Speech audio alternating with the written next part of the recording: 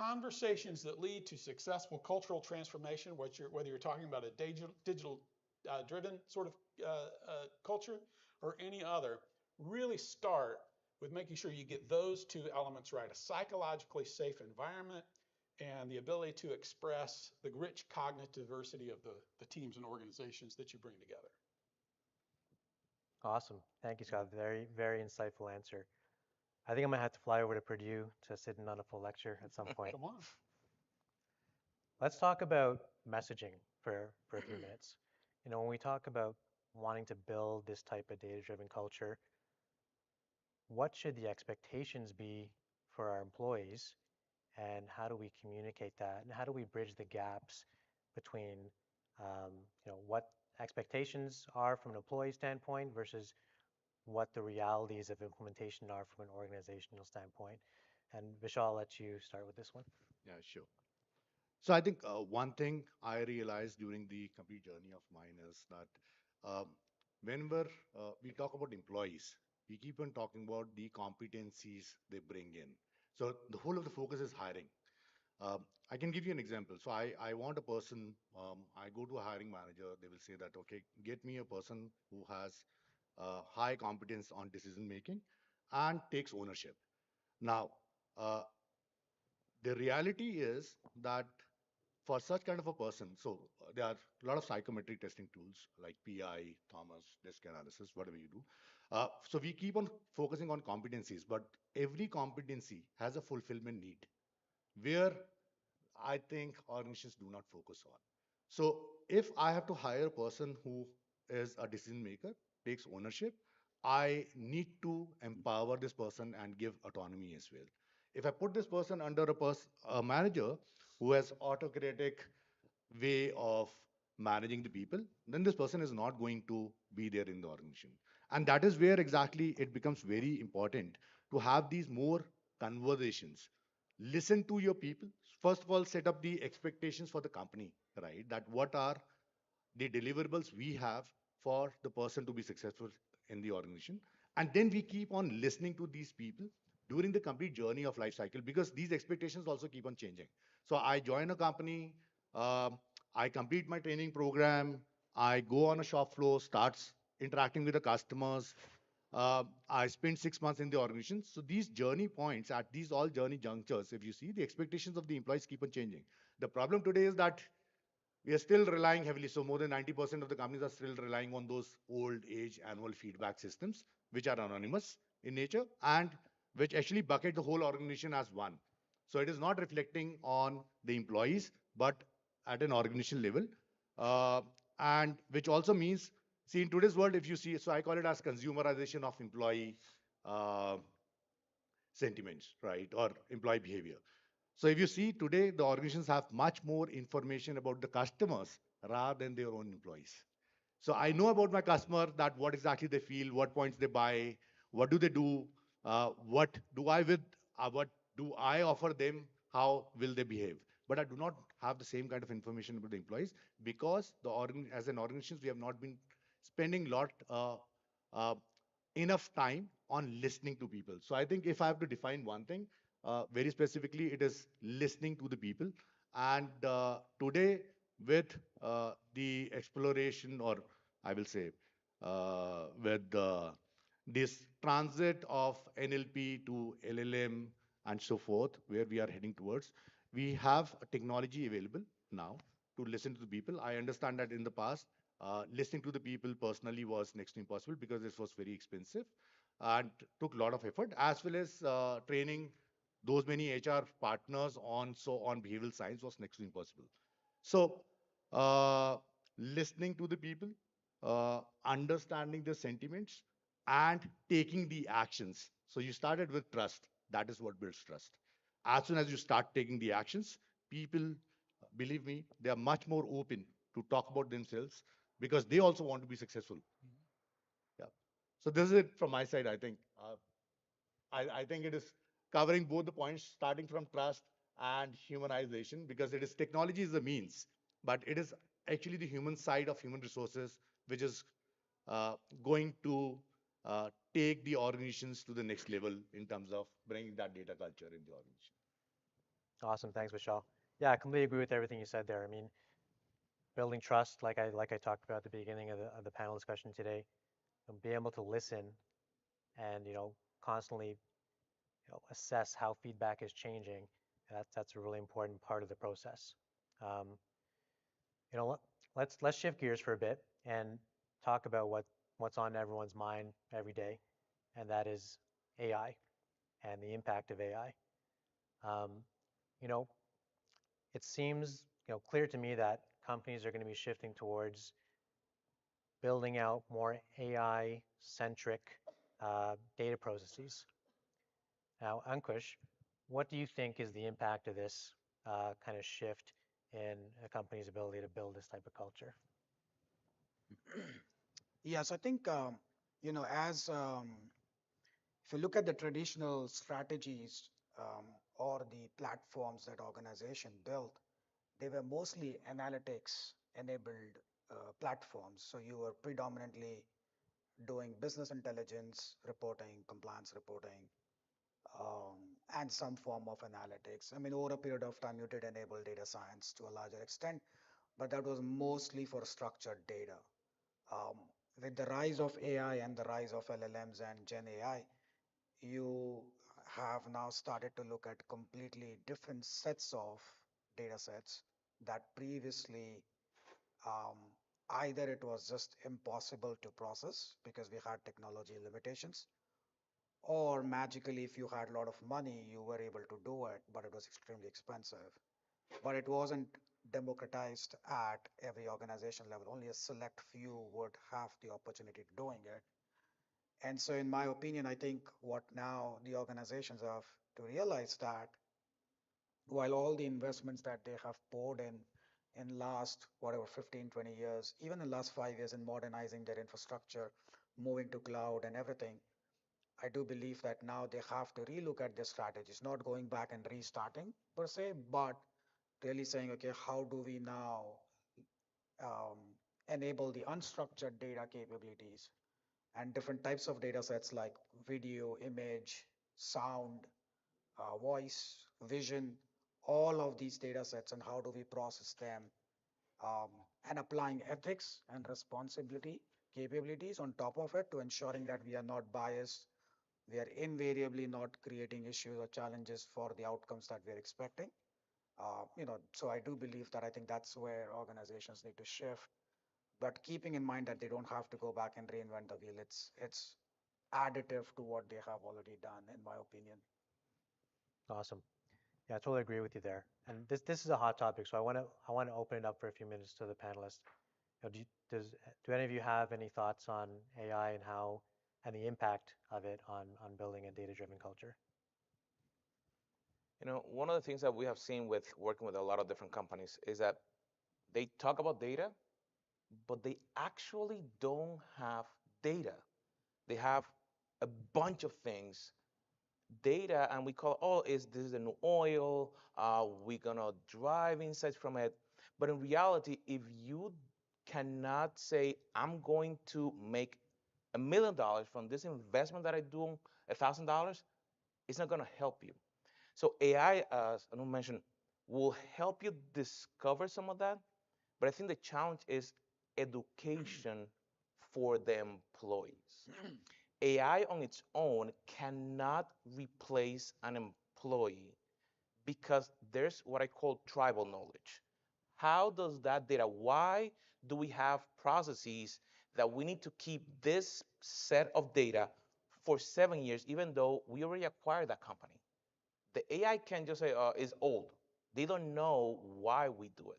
So I think that when we train our employees to leverage the tools and say, okay, what do you wish that we could learn from the data? You know, that's gonna be a very different shift than say, if you don't help, we're gonna fire you. So building the data-driven cultures, I'm gonna enable you as an employee. So as you mentioned, so you can be safe to, you're gonna fail, but now this tool, this AI will help you get more insight so now you can do your job in a better way. Yeah, I love that. Enablement. I love that word. An empowerment for employees. AI can be a scary concept for a lot of people, but if communicated the right way and taught the right way, it can be a valuable tool that employees can add to their tool belt to really empower them to derive more from data. And the messaging behind that from leadership is really, really important. So love that answer. Um, you know, let's move on. I mentioned at the beginning of the talk the concept of a single source of truth. And you can run into situations where you have metrics defined in different ways. Um, Jang, you're an experienced CFO. I'm sure you've seen it many times where you have financial metrics like a cohort analysis or LTV defined in many different ways. How can companies go about ensuring consistency with these key metrics?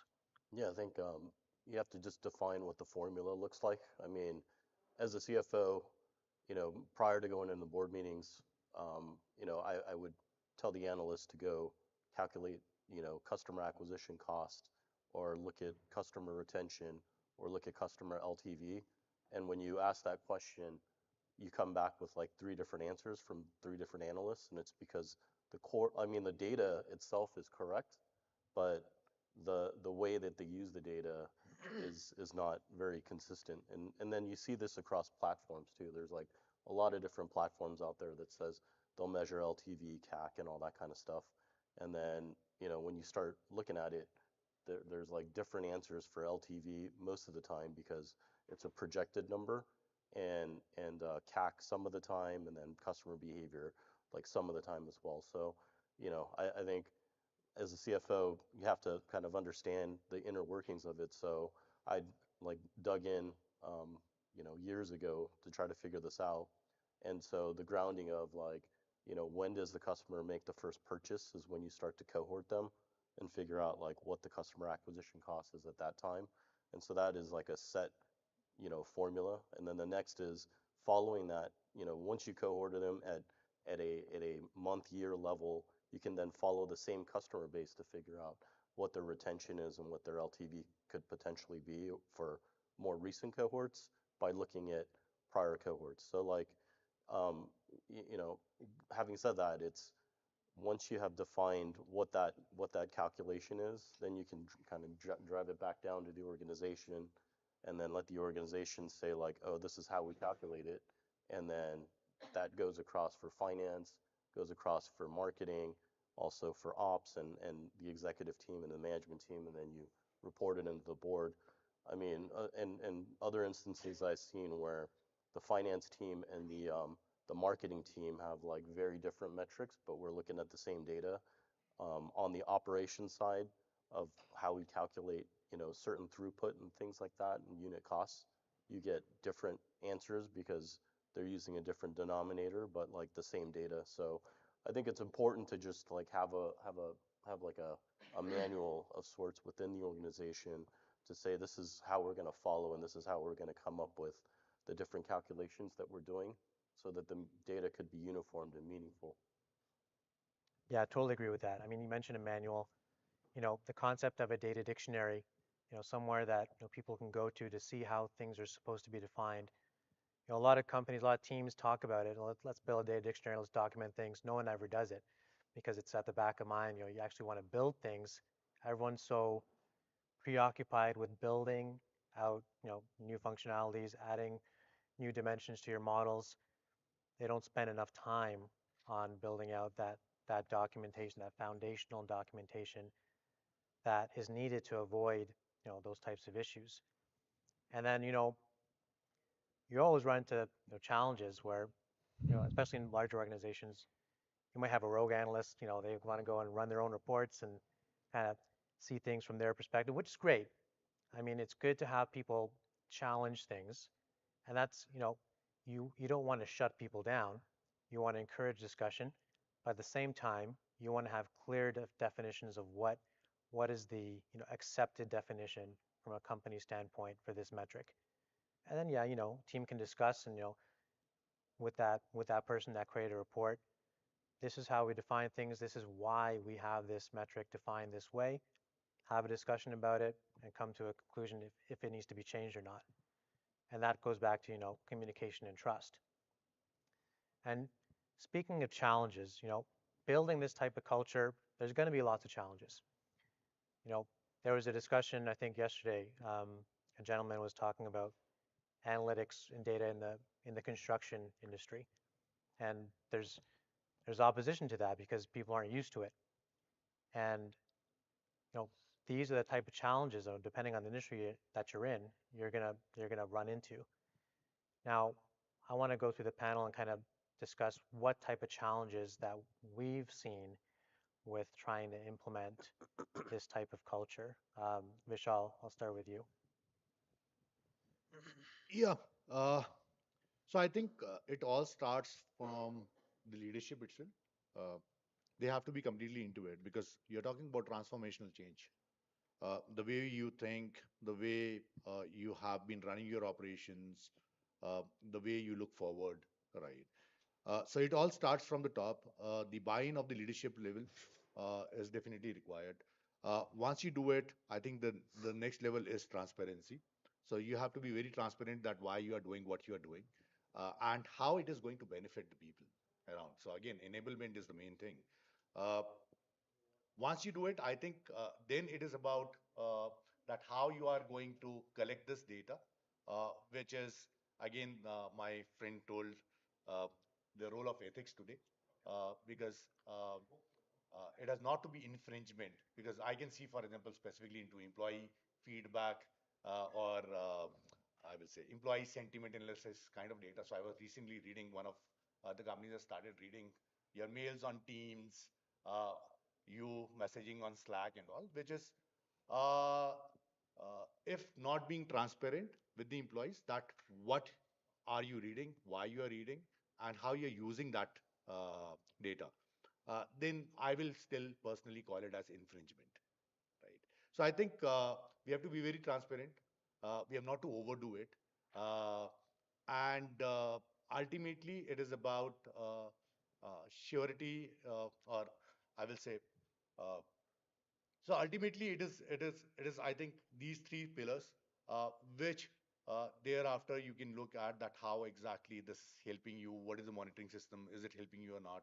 And so on and so forth. But I think top three pillars are uh, building that leadership uh, completely into it, building transparency, bringing trust. Those are, I think, three vital elements to bring that culture. And the challenges I would have seen organizations facing in this kind of transformation are actually these three only. It is not artificial intelligence because it is a means. Uh, uh, so artificial intelligence is a technology, right? So you're talking about tech, but using it, it is totally dependent on us how we are finding us using it for a particular solution. So AI is not a solution in itself. It is a means to achieve the solution. Yeah, love that. I completely agree with you there. It needs to start from leadership, needs to be top down in order to implement this type of culture in an organization. And I want to open this up to the panel. Have you guys seen or experienced any challenges that you want to talk towards when trying to implement this type of culture or a specific project that you've been working on?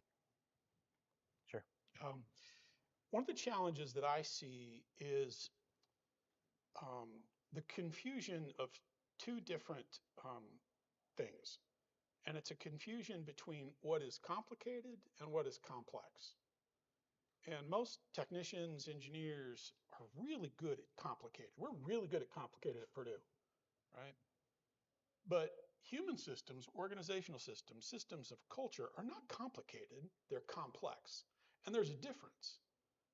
Complicated is a math problem. It might take many, many steps to solve it, but it is solvable. And most technical problems are complicated. But a complex challenge is different. It's not a problem solution kind of framework. We need to manage complexity. And we manage complexity with a set of simple rules, right? So the challenge for me is that many leaders view everything as a complicated problem. and don't do a good enough job to say, all right, well, this thing that I'm trying to do, what part of it is complicated? I've got proven tools that help me do that. But what part of it is complex? I need a different set of frameworks, management tools, and a different sort of operating system when I'm dealing with complexities. Lots of interaction, lots of actors interacting in lots of ways. That's what makes something complex. So being better at being kind of ambidextrous to say, all right, when it's complicated, this is my tool set. When it's complex, I need a different tool set. And we have spent 100 or more years in the industrial age kind of designing our organizations as if they were merely complicated machines. And the frameworks related to ecosystems and human ethology and the biology of behavior, those are how you deal with complexity. So the challenge is conflating the two and then choosing the right tools for the complex part of transformation. Absolutely. That's an important distinction to make. Thanks for bringing that up. Any other challenges anyone wants to speak to before we move on to the next topic? Go ahead. I would say that you have different departments within a company, and one may be the one driving the project. And when there's no clear communication, why are we doing this? We try to overimpose that we need to work on that project and we're seeing the benefit because it's our project. But we don't get buy-in. And what happens is that then when we don't get the other departments buy-in, then the quality, like you were mentioning, the quality of the data, how they're gonna help us to reach the goal, gonna go down. Because now they're not gonna help us. And then you're gonna have to train in what is the new processes that are gonna come out from that project. And then what happened, like Scott mentioned, projects fail, and a lot of times because people say like, I don't have no buy into it. I don't have anything to gain from it, so I'm not going to put any effort into learning what it is or helping you to reach your goal.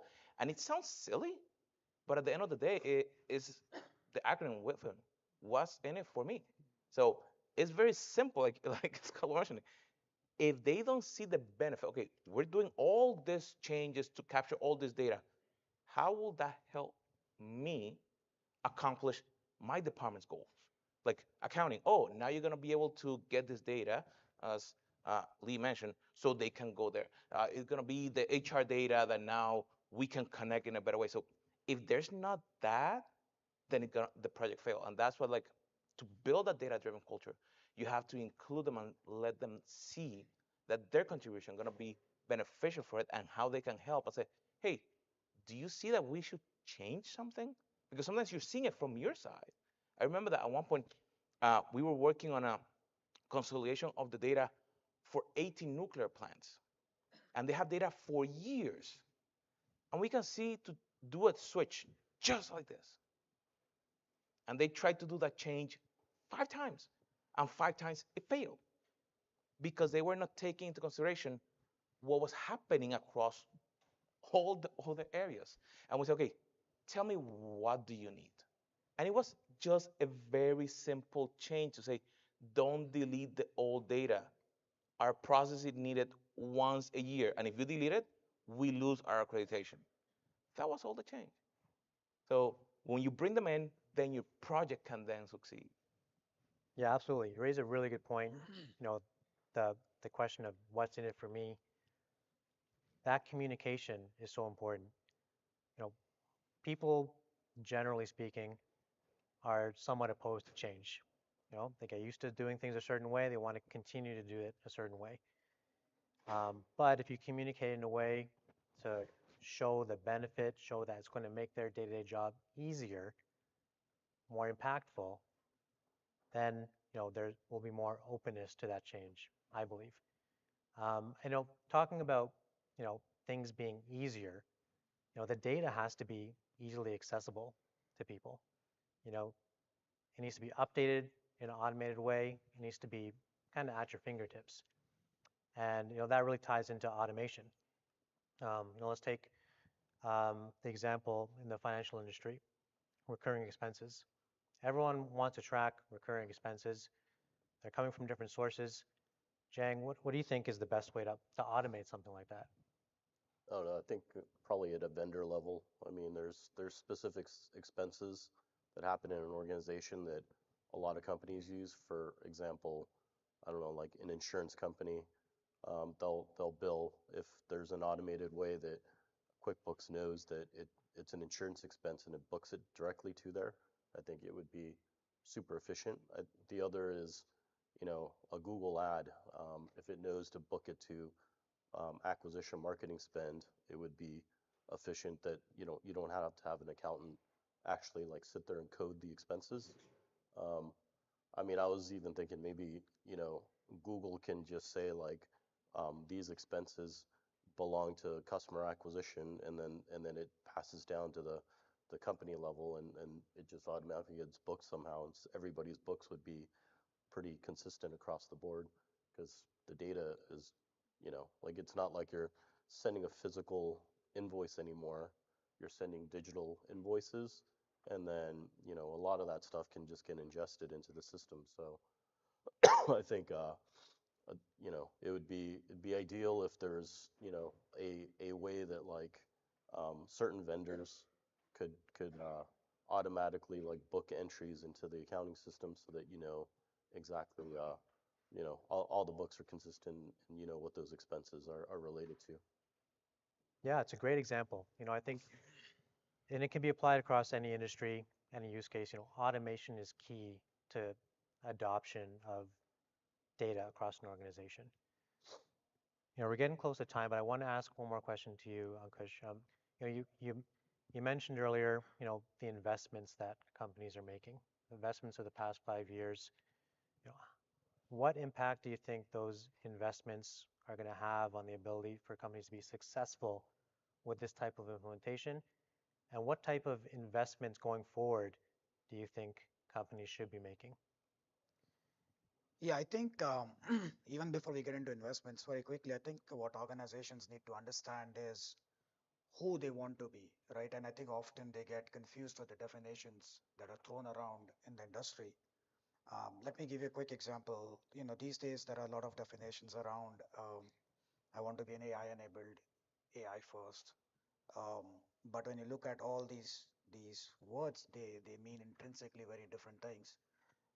An AI first organization requires completely different skill sets and capabilities for it even to succeed in terms of what it wants to be, versus most of the organizations, at least in my opinion, will become AI enabled, and so they will need a completely different set of capabilities and investments um, to succeed. So I think it starts with the core definition of who you are as an organization and who you want to be.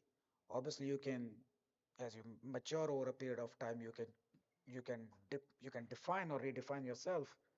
But when you start focusing on the investments, you have to be true to yourself in terms of, what is your current skill set, what is your talent gap, how much money can you really spend, and what do you want to achieve out of it. If you cannot answer these three or four fundamental questions at the onset, you are just going to burn, unfortunately, a lot of money and not achieve anything. And that's one of the reasons why, we go back to the first question you asked, why digital transformation journeys fail is because they don't know what they want to be. And that to me is the root cause, one of the root causes of the underlying problem statement. So yeah, I mean, I think that's at least in my opinion where organizations should focus on. Awesome. Yeah, completely agree with you. Trust is key there, and those are very good questions anyone should be asking when thinking about spending a lot of money investing in any space. Um, we have a few minutes left. I want to open it up to the audience. If anyone has any questions for the panelists, now would be a great time to ask.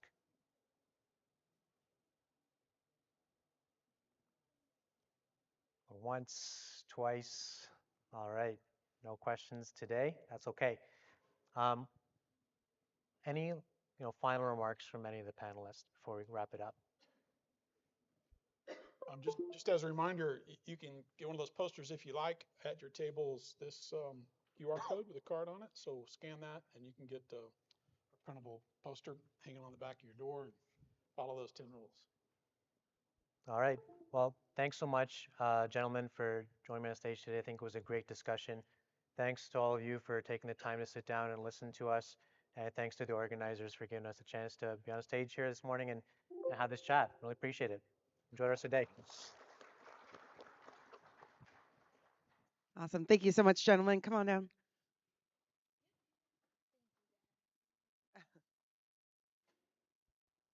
Thank you. Thank you. Thank you. Alrighty, that was a great discussion to start us off this morning. Okay. All right.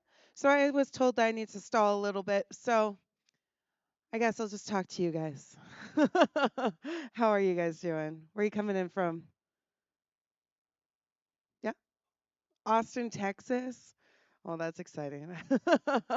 You guys just have humidity and crazy weather all the time, right? And then just some really good barbecue. That's all I know. Yeah. How about you? You look pretty comfy. Where are you coming in from? Maryland. Oh my goodness, that's exciting. I went to listen, I went to Fell Point and I had a great time, okay? Yeah. Maryland is a lot more exciting than what it can be. So are we waiting for our keynote speaker? Is that what's happening? He's coming? Okay, cool. Yeah, it looks like he just walked in. So I'll give him a couple minutes.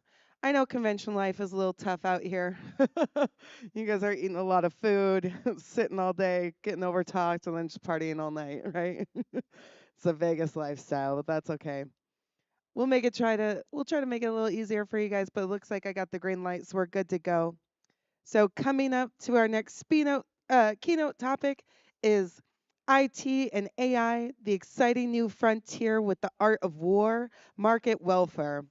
So join our keynote speaker, Gary Yu, the CEO of Total Max Homes, as he will uncover strategies, innovations, and insights shaping the exciting new frontier and navigate the art of war and market welfare. Give it up for Gary.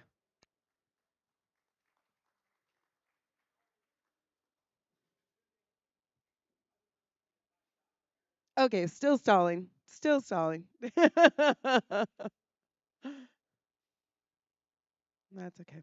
What, sorry? Spring? Oh, happy spring. That's what you said. My bad. Yeah. Happy spring. Happy spring. Sorry? Time for snowfall? Oh, I'm not sure. I was like, where are you from? Just kidding. Yeah, yeah, yeah. No, on the outskirts. Yeah, we're getting snow. No, that's a kind of nice thing about like cold weather is that out here, I'm just like, it makes me into like a really nice person, right? Where I'm like, oh, do you have your jacket? Do you have your scarf? Do you have your gloves? Okay, great. I really care. I like bundle them like my little babies, right? But then once the heat comes, I'm just like, you're sweaty. Get away from me. Whole different world. Whole different world. Where do you live out here? Henderson. Oh, that's really nice. Oh, that's really nice. Yeah. You got them all now. Yep. Yep. Here's Gary. Let's give it up for Gary one more time. Thanks. Sorry.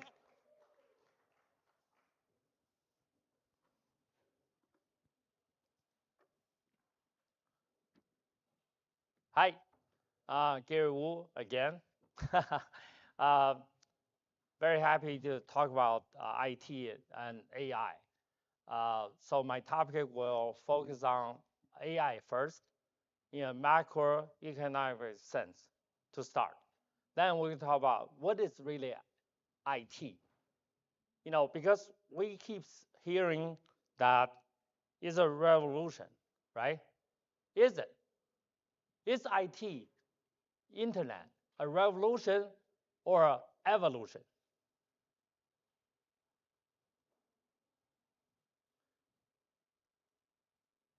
Now it's now moving.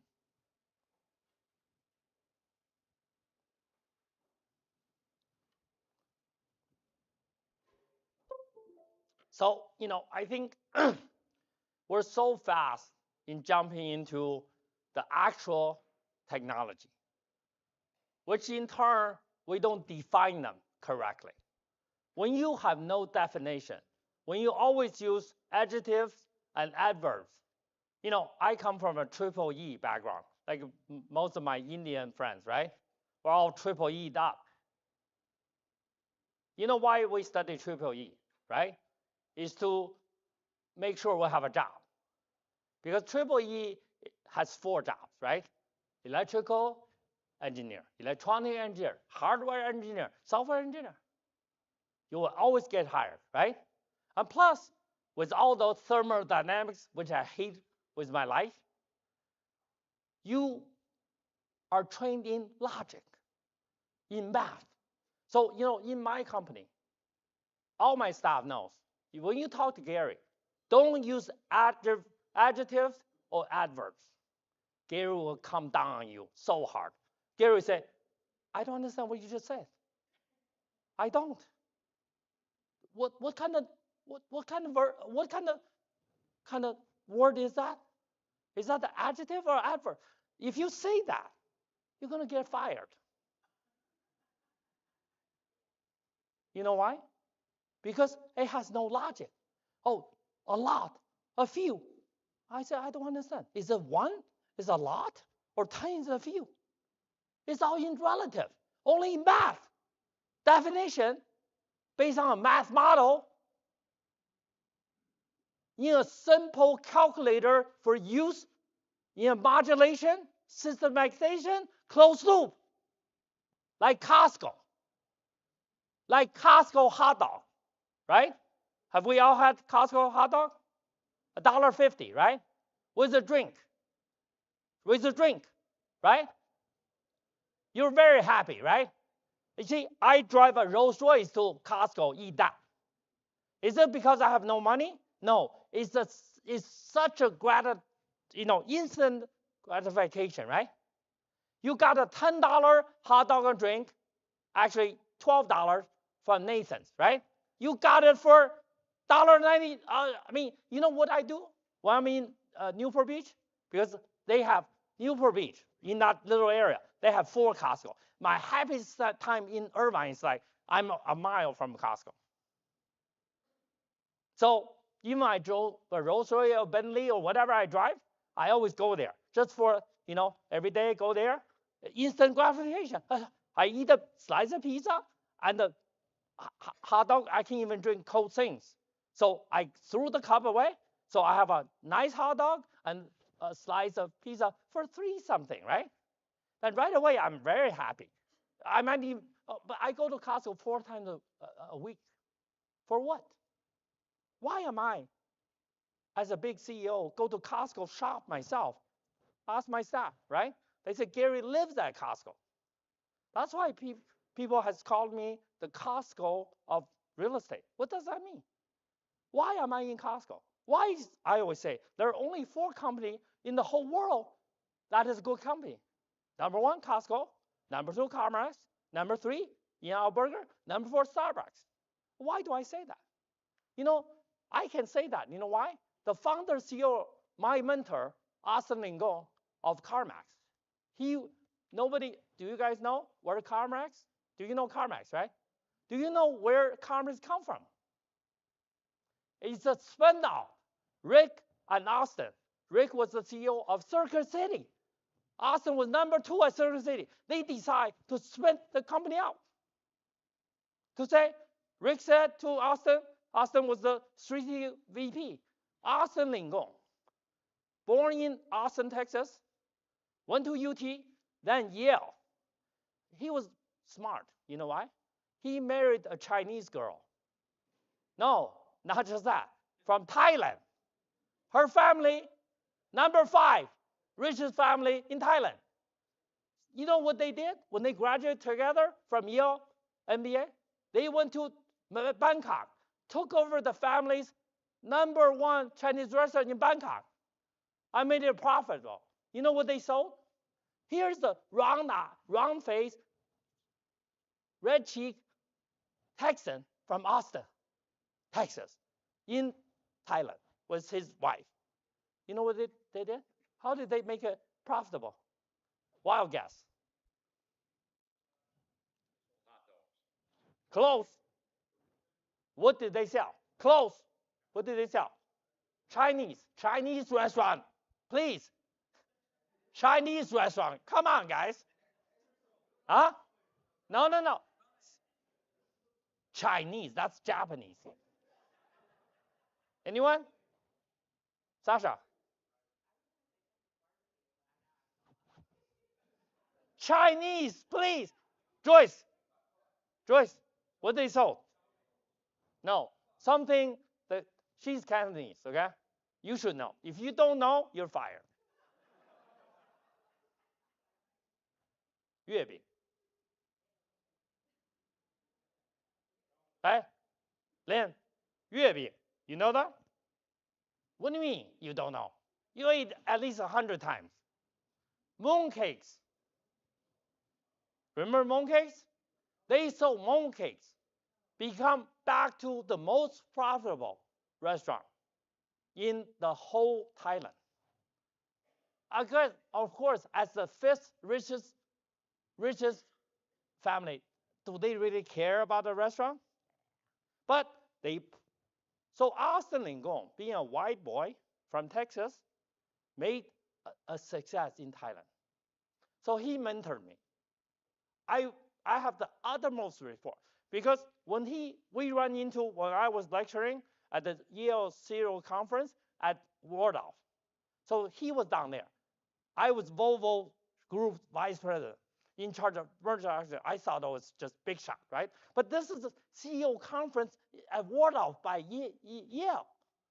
So I was a nobody, right? But still, I was keynote. So he was sitting down. I ran him into the bar with a Wharton professor. So he said, oh, the Wharton professor, oh, you don't know Austin? You don't know? I had no idea what CarMax was.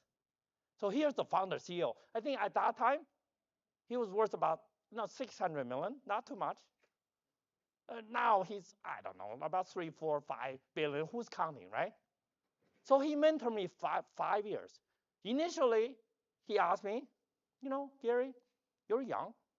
I was in my early 40s, vice president, Volvo globally, in charge of merger acquisition, friends with Crown Princess Victoria. I should put my picture with Crown Princess Victoria. I'm with the Crown Princess walking on, all the suites walk behind me, right? I don't know if you guys remember, there was a wooden boat that sailed around the world in 2006 called the Gothenburg. Do you remember? Anyone? They went around the world. It stopped in India, stopped in China, stopped in Spain, Italy, New York, Brisbane, everywhere. I made Volvo pay $70 million for it. The boat. And the suite, they want to make sure the boat, every nail, every piece of wood was made the original way. So it took them, I don't know, like 15 years to complete a stupid wooden boat and cost 100 million krona. I always say these Swedes are the nicest yet dumbest people. Not dumb, but nicest. When you're that nice, when you have Chinese visitor, like in the hotel lobby wouldn't leave, the police doesn't know what to do with them. You know what they did? They took them to the church sanctuary. Then you know what the couple and the 2 kids did? On Chinese news, they said the police threw them, on the West. What do we have? What do we have with our churches? What else we have with the church next to the church? What do we have? Traditionally, Europe, huh? Right. So the news, the biggest number one news in China is Swedish police threw Chinese visitor to the cemetery. That was the number one. So whole China was upset. The Chinese ambassador went to talk to the foreign minister of Sweden. And the Sweden, nice Swedes are like, huh? What? But whole China said, even Sweden was the first Western country recognize China, even though we hate Sweden now. See how this world, without definition, without math, the same thing can be construed, not even construed. It just happened to fall, right? I mean, the Swedish cops, policemen, were so nice, right? You can't afford, you can't, because Sweden, the most socialist country in the world, used to be the richest, not anymore. You know why? Can anyone guess at the highest tax rate, Sweden, what was the rate? Any guess? 85. Good guess. Not enough. Not enough. 90. Not enough. Keep guessing. Keep guessing. Keep guessing. 108. 108. 108. Meaning you make money, you got to pay it back more. That was Sweden. So when I was a Volvo, coming from China, right, like you guys from India, we don't understand what that means, right?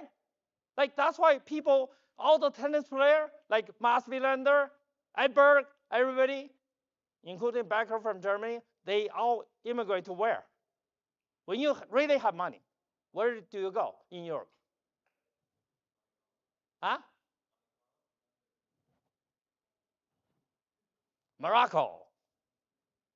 Monaco, sorry, Monte Carlo. He's right. When you don't have money, you go to Spain or Ireland. When you have money, Monte Carlo. So all of them, who's going to stay in Sweden and pay the 108% of taxes? That's socialism. We're not going to talk about politics, but for all our foreign friends outside of U.S., that's what we're doing here now in California. You make money, that's a crime. You don't have money, you can rob up to $1,000, you're a hero. What kind of country are we? My foreign fellow, I can be American or, foreigner like you. I can be an Indian, right? From Bangalore, right? I used to be in charge of our factory there. So, I'm going to go to India, my friends, for 4 speaking engagement in all the cities, Bangalore, Mumbai. So starting on April 8th, okay? You'll see this stupid face all over India too. So, my staff always say, whatever PPT, like our nice technical guy, always worry about Gary's PPT. Where the hell is Gary's PPT? Last second, still, at this morning, my speaking arrangement initially was 9:10. At 9:45, me and Joyce walked in. We still don't have any page of PPT done. You know what she said, Joyce? She said, oh, how many minutes I have? Only 10. You see, I haven't even run my first page. So she always said, why do we even do PPT for Gary, right? What is the use? So today, I don't even get to talk about AI because we have to define what we're talking about, right? So initially, they were going to give me an hour. I was kind of happy. So finally, Gary going to kind of finish a PPT.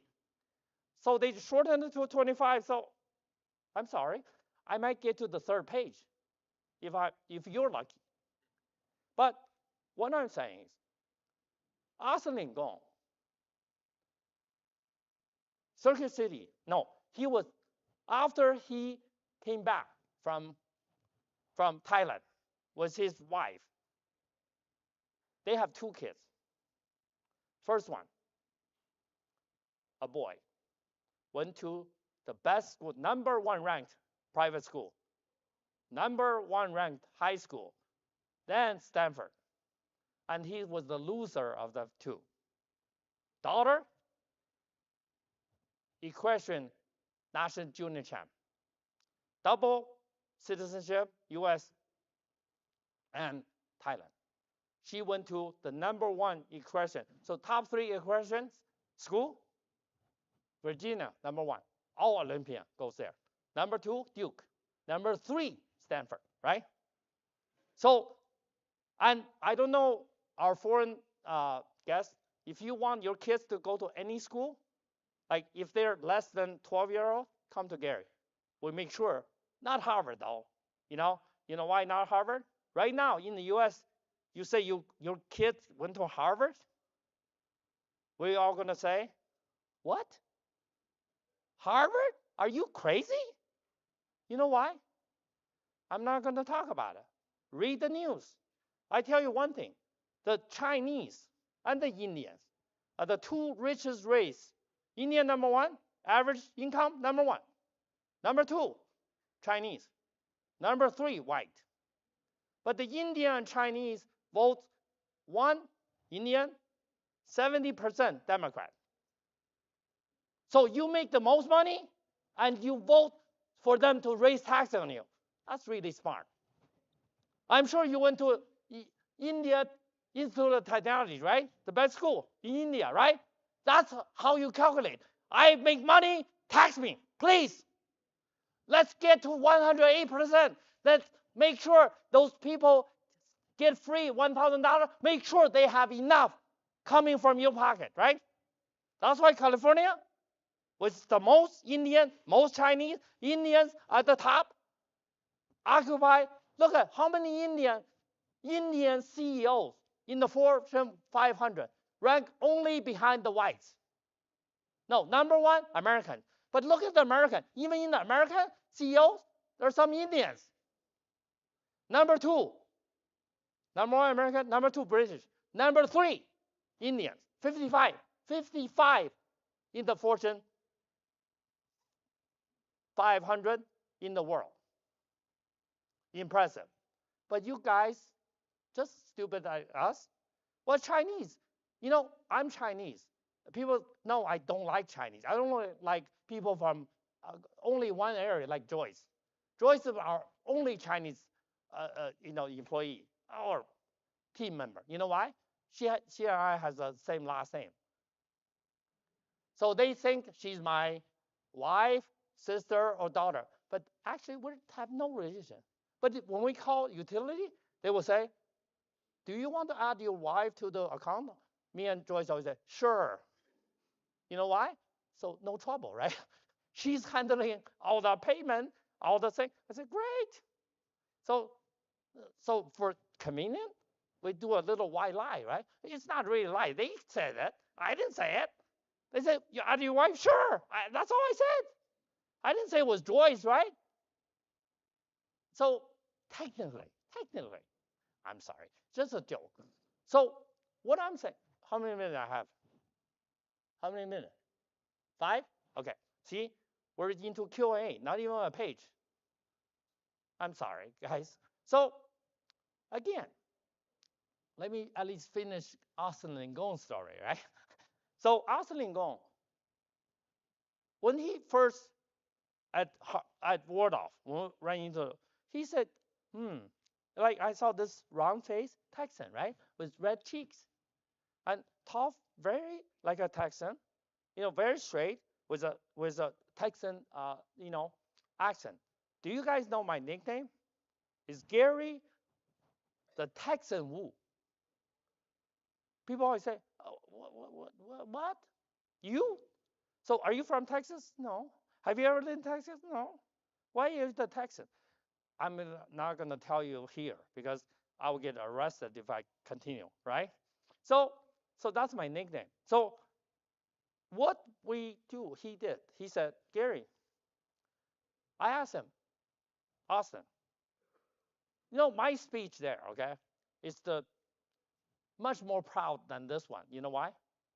The dean of Yale School said in front of everybody, said, in our lifetime, we hear a few great speeches. Today is one of them. I was like, me? So I do agree. You know my topic there? China versus US. That was like 2007. So 16, how many years? 17 years ago. So I said China versus US. If both was a company, how they will cooperate and how they will be against each other. If you look at the PPT, you will see how right I was, or I am. That's how you win. That's how we ask our staff, our net profit on our mentions. So I'm not promoting our mention. I'm just making more. Our net profit Our CFO sitting right there, okay? Sasha. Yeah, our in charge of administration here, Joyce. Our, our bookkeeper. Our net profit, when I was, actually, guys, I was sick for 23 months and 10 days. I only got up. I look okay. In 3 months, I look bad. You know why? I only got up from 23 months and 10 days, December 29th, 2023. So I'm only up about 80 days. I was laying there. Joyce kept me alive. I was almost dead 35 times. So I think I look okay. After 23 months, bedridden, 80 days, I look okay. I can dance to Blackpink, right? So Austin said, Gary, do you know who's our competition? CarMax. Anyone? CarMax direct competition. What Austin Lingon said. Anyone? So this is our Q&A section, okay? This is our Q&A section. Anyone? Great. AutoNation. AutoNation. When CarMax, Rick, and Austin together gave from circulation inject CarMax with 300 million. AutoNation, looking at CarMax, got 3 billion. It's 2 Harvard cases, okay? Harvard case, go online, get the first CarMax case first. Then read the second one. Don't go the reverse. You wouldn't understand the whole story. If you read the second one, you don't understand. Read the first one. You know what happened? So Austin started the first store in Virginia, Richmond, Virginia, first store. Not a big city, right? Does anyone even know where Richmond, Virginia is at? Huh? Yes. 1 billion people, right? It's okay, right? It's just okay. It's, I mean, you can say it's a mid-sized southern city, right? Huh? So Austin's are there. Facing AutoNation, 3 billion versus 300 million. Austin lead his team, beat AutoNation 2 years. AutoNation lost 2 billion, 1 billion left. That's caused with that attack when CarMax is young, caused CarMax to lose money the first 7 years. Well, because it's like a fight. The other guy have 10 times. Remember Art of War? Sun Tzu said, when you have 10 times of the others, you attack. I mean, Austin's army was like 1/10. He didn't even have a position to defend, but he was so great. He was Marriott's strategic vice president group at age 38. He was my mentor. How lucky was I, right? 5 years, hand to hand. So he taught me this, okay? Because my time ran out. They took away 35 minutes from me and you, right? So that's why I start with not even a page, right? Was I on cover page? Not even, right? Okay. So maybe they gave me another hour in another, area so we can continue. So Austin said, our biggest competition is Costco.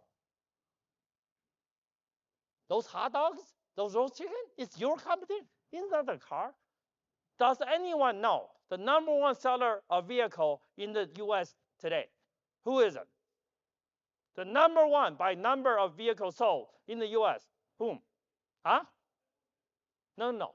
I'm not talking about the model. I'm talking about the business, like a dealer, like AutoNation.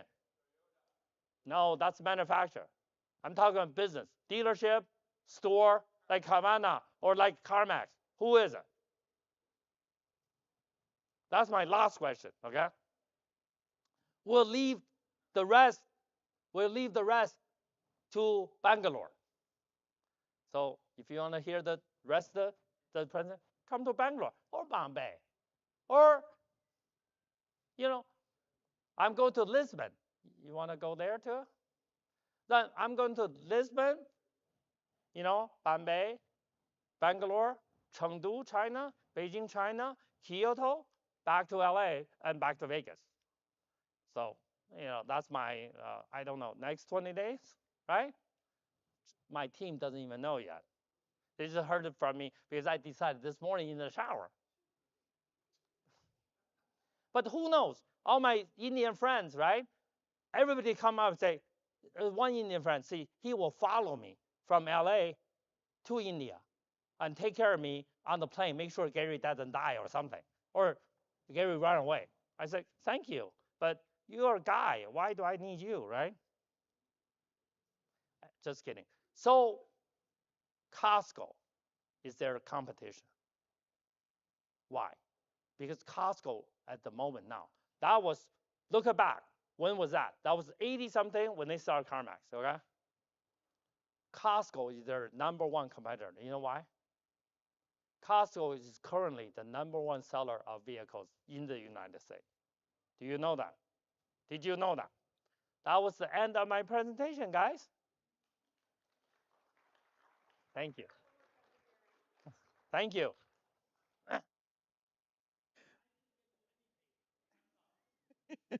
Gary, I don't know what kind of coffee that you have this morning, but I want 2 cups, please. Just water. Oh,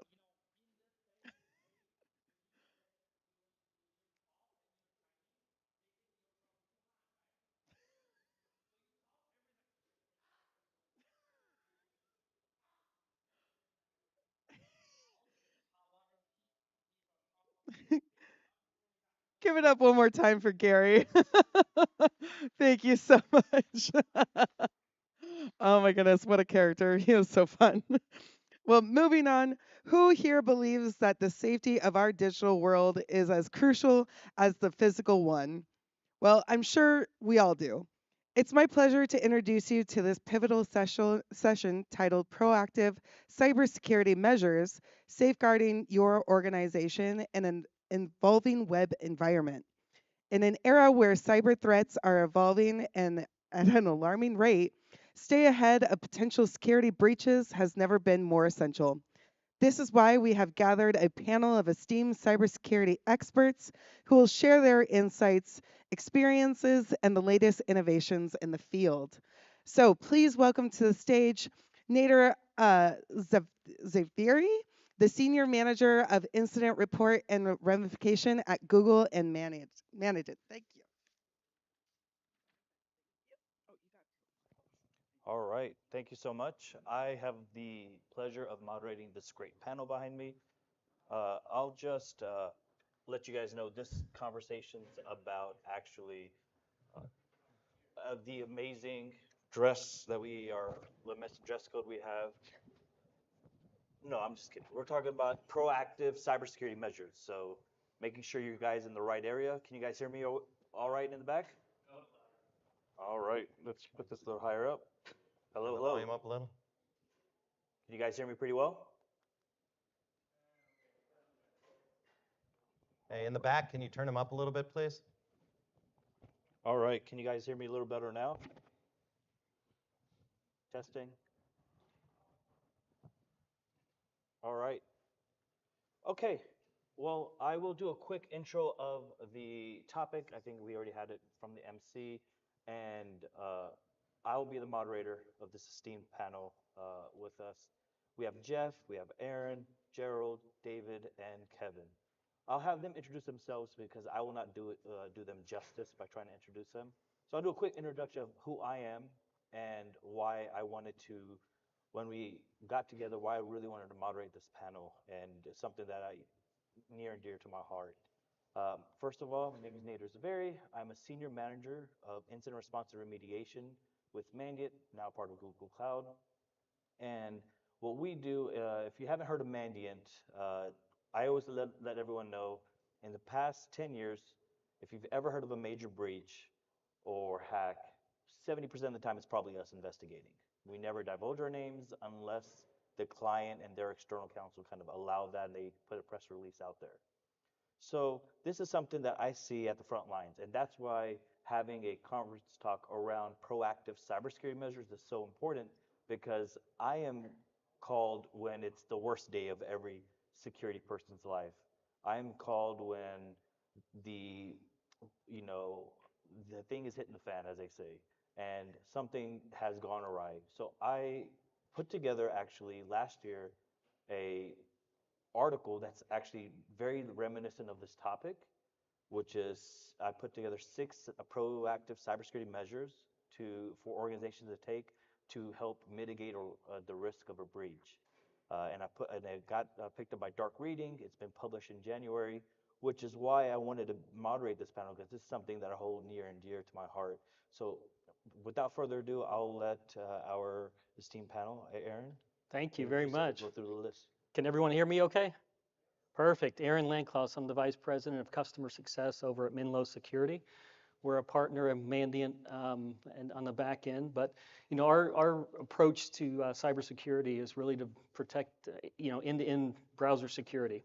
So we'll talk about that in more detail as we get into some of the topics. But look, it's an interesting topic for me because as much as you mentioned, you're the reactive side of things. Once something happens in the worst day of your life, our job is to prevent that from happening in the first place.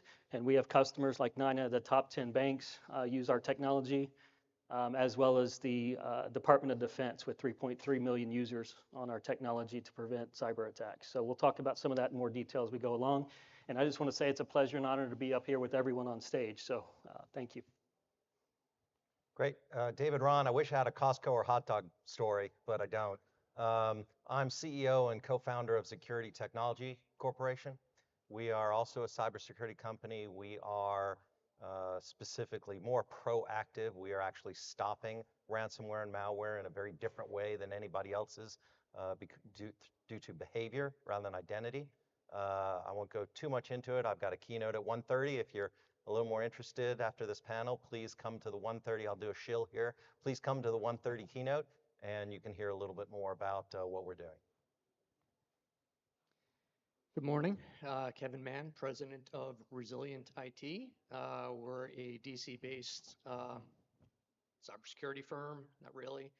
IT services and consulting for small business. Our job, as my panelist associate has already said, is to prevent your company from getting compromised.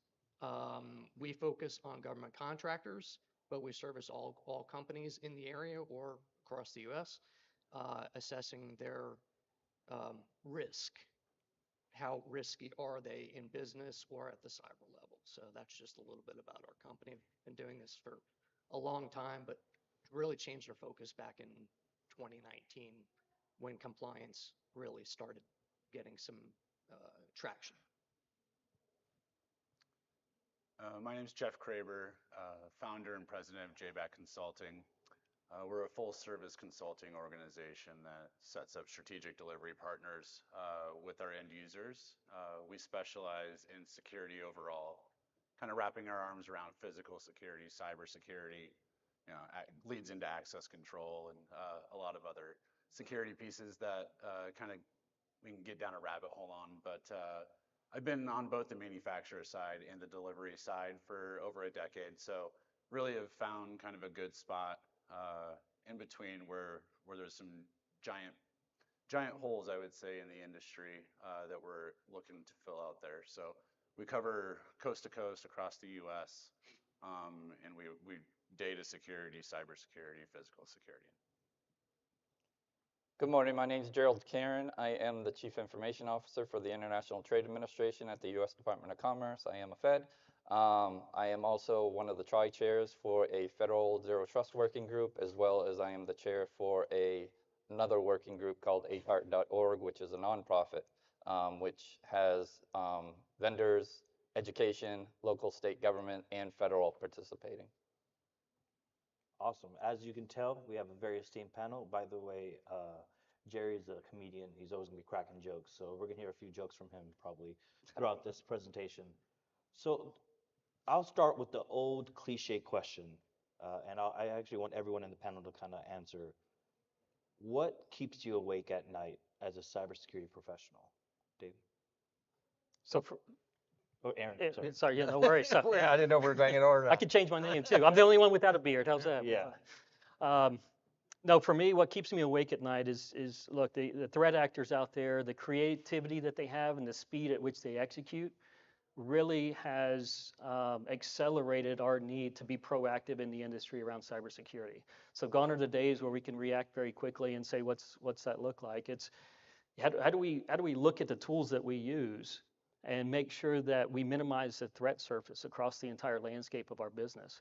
If you take a look at one example, 82% of probably everyone in this room, or 82% of our workday is spent on the internet and on the browser, but yet it's probably the least protected asset, enterprise asset application in our workforce. So we want to change that. We want to make sure that that we look at the entire threat landscape and provide those proactive solutions. So what keeps me up at night is the creativity and the speed of execution which people are operating. Assume I'm next. Yeah. What keeps me up at night is really how the industry has looked at cybersecurity to date, in that really it's a monitor and mitigate schematic. The penetrations are inevitable. We've got software that does its job, but at the end of the day, a lot of what the industry is focused on, certainly a lot of the service side of it, is how fast can we recover after that inevitable penetration. And we ought to have a different view of how to stop it rather than just having to mitigate it. And that's what keeps me up at night. Yeah, I'll agree with those sentiments. I put a slightly different spin on what keeps me awake. It's the anticipation of, are we protected? How much protection is enough protection? How many layers do I really need? Who do I call? Having a plan in place. Do I have all my bases covered? Do I have my I's dotted and my T's crossed? Am I prepared? How much you know what I mean? It can go down that rabbit hole. That's what keeps me awake, is am I doing enough to protect our company and in turn our clients and anybody else who we even deal with? It's very stressful. Yeah, I couldn't agree with you guys more. I think there is a huge focus on, obviously, on cybersecurity, but as you look at everything across the board from MDR, XDR, however you look at it, it's all in response. It's all reactive. I think everyone here has expressed it enough that it's figuring out how to be efficiently proactive in those measures and stop it before it gets to you and eliminate the reaction piece of it. So, you know, we have a ton of services. You know, we host the MDRs, the XDRs. You know, until we have a good MISO and we're able to get into an organization and really show them how you can be proactive in this. It's a little hard as we sit back in the consulting world and they ask for what they got a recommendation for from someone else. And so until you're able to get in there and really open everything up and show them how that works, everyone is really just putting in place what they've seen other people do, and it's all a reactive state. I get my 8 hours. But no, there's two things. I work for the government, and you know the cliche about the pace of government. So we have a lot of regulations, policies, acquisition things that we have to do. Can't move fast enough. The threat's persistent. The threat is well funded. The threat doesn't have to go through the red tape that I do to use the latest and greatest thing to do some kind of malicious attack, and they're very creative. So that worries me. My second worry is my end users. My end users are trying to get a job done, and they're going to find a way to do it. I can put a lot of security in place and lock them down, but they're going to try to find a way to get their job done. And if they're able to do so by circumventing something, that means a bad guy can too. So always worry about training my end users, because they're usually the weakest link for any organization. So making sure that they understand why you're doing what you're doing and putting security in place, and training them to abide, training them to be smart, don't click on that phishing email. Users keep me up at night to make sure that they know what they're supposed to do and why we're doing what we're doing. Great answers. So we're hearing a lot of different things that are keeping us awake at night. And a lot of times I think Jeff, you mentioned as consultants, we provide recommendations, and sometimes we give them a litany of recommendations. What I'd like to know is what are the top 3 recommendations you would want an organization to do for proactive cybersecurity measures that you feel are the best in maximizing the limiting the risk to an organization? Aaron? It's a great question. I think from my perspective, and a little bit biased from where I sit, obviously, but look, taking those proactive measures and specifically looking at the browser itself, doing posture management and security management on the endpoint, and training the end users of knowing what to expect when they do browse, having secure application access. So being able to balance the security posture with the end user experience, as you mentioned, is critical. So take a look at that and don't forget about that in your overall stack for the second point. And number 3, I personally like an isolation platform. So doing enterprise browsers in the cloud, for example, and being able to render websites and access through a cloud access, it never reaches the end user. So if it reaches your endpoint, it's already too late. Something's already there. The threat's already there, and it's already invaded. Even though the DOM on the edge point system may not render it, it will, and is sitting there dormant and will hurt your environment over time. So doing some type of isolation really protects you and gives you that 100% efficacy over time from an endpoint perspective. Okay, that was great. I like that. I'd say the 3 things that I would recommend, and again, I think we're each talking from our own bias, right? Our company actually has a product that we think is very different than anything else out there that actually stops ransomware or malware, and it really is. So I would say you've got to use hardware. Software is not going to be the solution. Software, all you have to do is read the news every day. Software is getting hacked every single day. You've got to use hardware that can't be changed from an external source, unlike most hardware today. So that'd be number 1. And again, come to the afternoon keynote. I don't want to give out all my secrets at the moment. Number 2, data segmentation. It's similar to kind of what Aaron said. The more that you can segment and really define who can see certain data, who can get into certain data, how they get into certain data, the better off you'll be. And then 3rd, really shrink those trust zones. I think in too many organizations, basically there's a variety of different ways in, and once you're in, you can get everywhere. Those trust zones should really be shrunk to essentially never trust, verify every single time from every single attack, every time somebody or every query.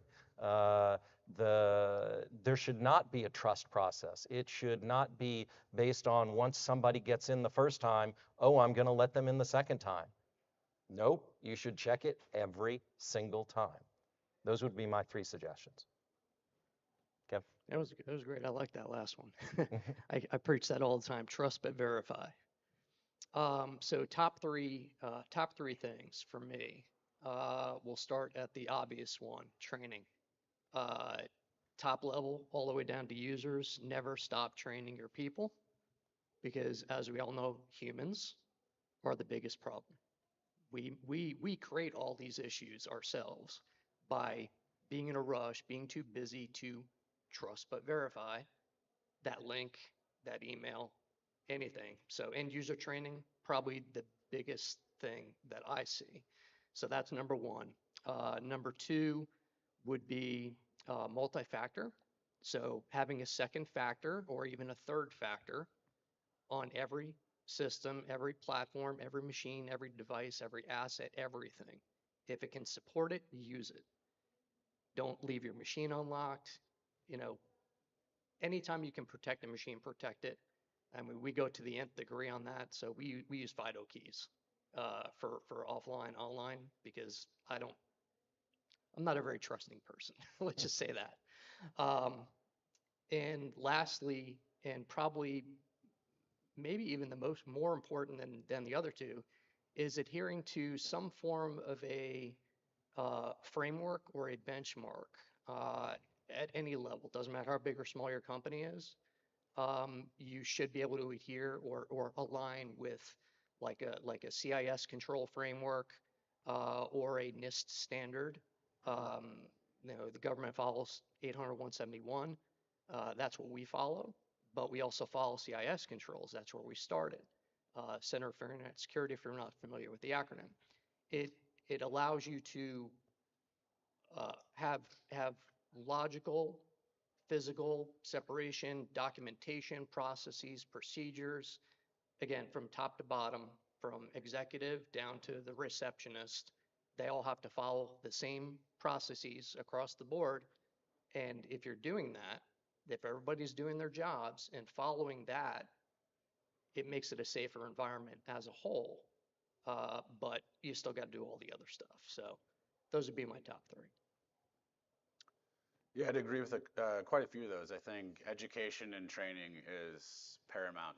I think even beyond that is follow-up to that. So providing the training and education is one thing, but ensuring that it's being consumed and deployed correctly is a whole nother ballgame. So, secondly, I think some sort of proactive cybersecurity of some sort. We can all sit up here and talk about all the different ones that we recommend. Every environment's different, requires different technology, whether it be hardware, software, or what have you. But initiating and educating the organization about what the options are is key as well. And I think third, this is probably going to be a list of items, but I think just security in general needs to be treated as one, whether it be physical security, cyber security, data security. You talk about multi-factor, dual factor, integrating all of that into the same conversation and all on the same team. We need to make sure that the infrastructure team, the networking team, the cyber team, the facilities team is all on the same page. From when I say physical security, meaning access control, cyber security, we've talked about that to no end, but multi-factor authentication, that all comes together as one, and that is very often looked at as different silos within an organization. And so bringing that all together, because you have your digital penetrations, you have your physical penetrations, and they all need to be covered in some fashion. So when you said data segmentation, I got giddy. Because when I talk You're about zero welcome. trust, it's about protecting your data. You are gonna get breached. Doing data segmentation is going to reduce that blast radius so that if your bologna sandwich gets stolen, your crown jewels are still protected. They're not able to move laterally there. I can make more bologna sandwiches, plenty of bread and bologna in the world, but I can't lose my crown jewels. But the problem is, in order to do data segmentation, you gotta understand your data. And data does not always sit at rest. Understand what your baseline is. Because how are you gonna react when abnormal happens if you don't know what normal is? I don't know how many system owners that I've dealt with, they don't understand their data flows. I'm not talking about network mapping, I'm talking about understanding your data flows. Understanding where your data is, what it is, and where it's going. Baseline that. Then you can build off that. So that's one. Second, very non-technological. A lot of people like to talk about technology. Technology is very important. We can't go do it without it and these great and fabulous tools that are provided. But do you understand what your risk thresholds are? Take the telemetry from the tools that you have and use it to your advantage. Understand if this happens, once I have my baseline, if this happens, if I breach a certain threshold, what am I going to do? Based off as much telemetry as you can. So a scoring methodology, an algorithm, and drawing those risk thresholds and understanding what action will I take. So run through those scenarios and those use cases and understand what actions you're going to take. So build that strategy of what your scoring methodology is going to be so you know what those thresholds are so proper action can be taken. Third thing I would say is still not a technology, but understand your users. Why do I say that? Don't ask them how do they want to work. Ask them how they want to work, not how do they work. How do they want to work? Because you're bringing technologies, you're going to add security. How many times has the security shop tried to implement something and the president, whomever it may be, the top person in the company, politics takes over, and guess what? You're reverting back because it's too difficult. It's adding too many steps. It's slowing everything down. And then you're back at square one. understand how your users want to work and build those requirements in to your to your security journey. Because why? You're educating them along the way as to why you're doing this. You're taking in their requirements and you're including them. So guess what? It's a much smoother path to implementation because they're well aware and you've tried to include as much as you can to make it easier for them to work. Because some of the things that we're talking about doing and adding security is actually adding benefits to our user base. So really keeping them as part of that team and part of that journey, I think, in building those personas is very important to make it much smoother glide path as you move forward and implement things. Great answers. Jerry, you had mentioned one thing, and I think this is something that we always preach. It's not a matter of if you get breached, it's when you get breached. Everyone will get breached in some way, shape, or form.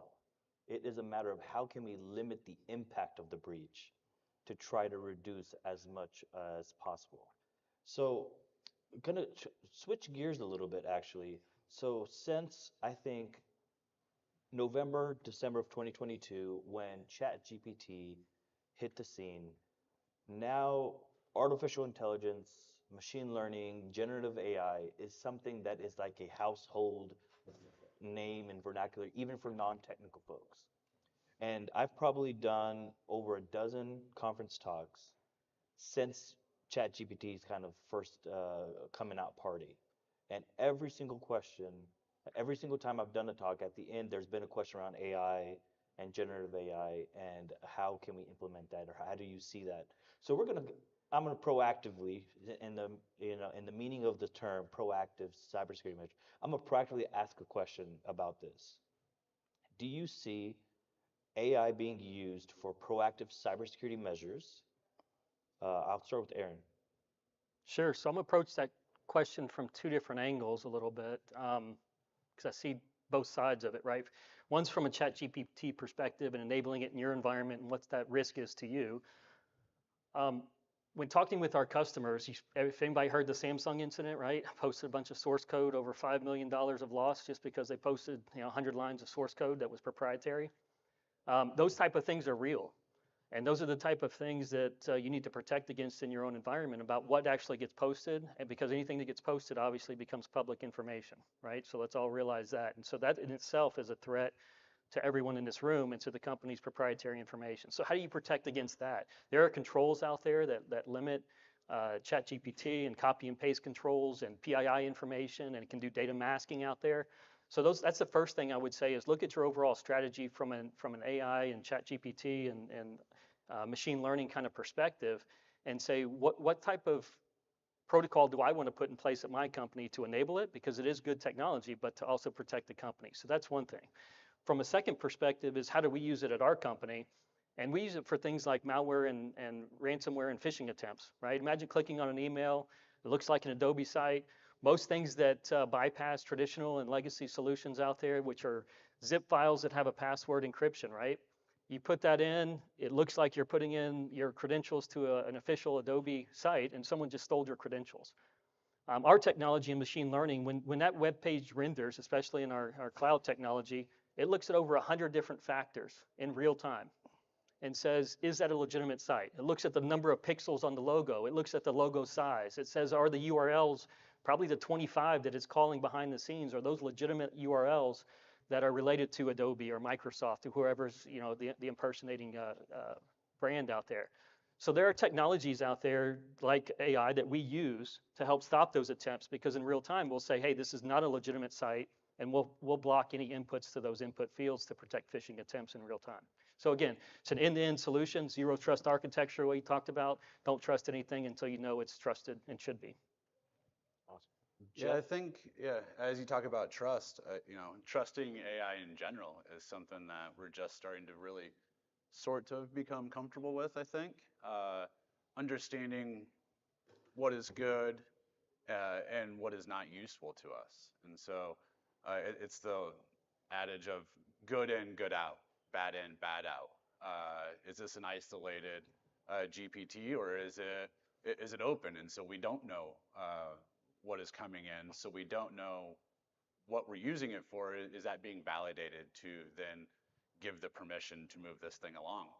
And so we're just starting to use it, but I think in the same fashion that Aaron was just talking about, being able to prove a concept of AI that does work for whatever condition you're introducing it to, being able to have it go through and reread hundreds of times prior to authenticating is something that we as humans can't do. We can't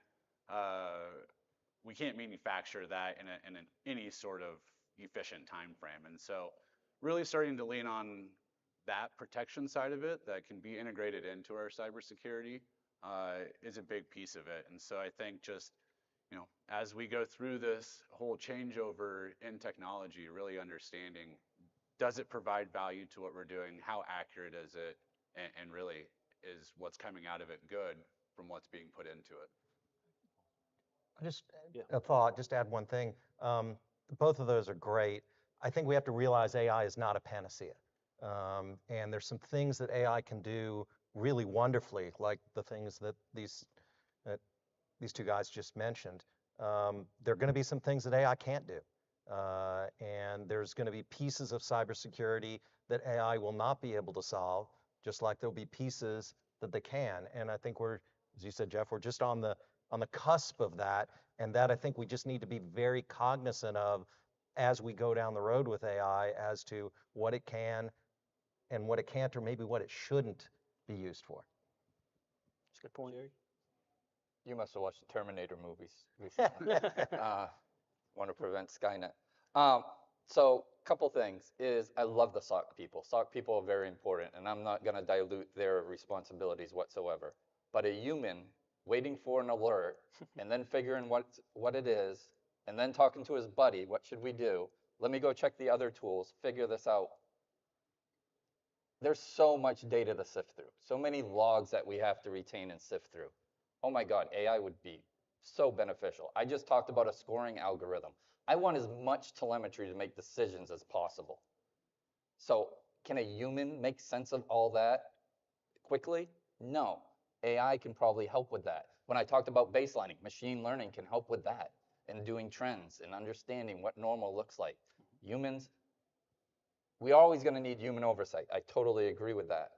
But if we want to be proactive, we need to be able to automate as much as possible. I think really, and when I talk about zero trust, really leveraging every bit of telemetry, bringing that into a scoring algorithm and understanding what actions I'm going to take as immediate as possible. I think that's where AI and machine learning, I would add as well, is really going to be beneficial to that utopia. It's going to take a while to get there. I think there's still some maturity to happen, but I like to think ahead. I have a roadmap in my head, and that's kind of what I want to try to achieve.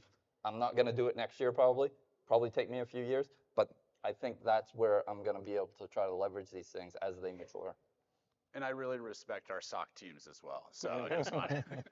Yes. I'm a little cynical, or I'm the cynic of my group, in that I want to trust AI, but at the same time, I don't want to trust AI. Is it really giving me what I need, or is it giving me what I want, right? How is it getting in? Like he mentioned, garbage in, garbage out. You gotta trust the platform that you're using, vet your vendor. Are you using a good system? Is it producing the right results for you? Take the results and do that. Now, again, we use it from a different perspective. We use it just a little bit internally, maybe to draft some policies when tweaking it. All of our tools have some form of AI or ML in them. And that's because we want to stay ahead of the curve from the bad guys. The bad guys out there, China, we all know about them. We need to be ahead of their curve. They're beating us in almost every way. So we need to do something, and that's where I think AI helps us. All of our tools have that. That's how we gain the competitive advantage. It's a matter of picking the right tool set based on the right algorithms, based on the right platform. So that's just a slightly different perspective on that. Yeah, and I think overall, it's something that we as cybersecurity professionals have to address. It's not something we could stick our heads in the sand. It's coming. It's coming with force. It's a matter of how can we use this force for the benefit of our organization, as opposed to now threat actors.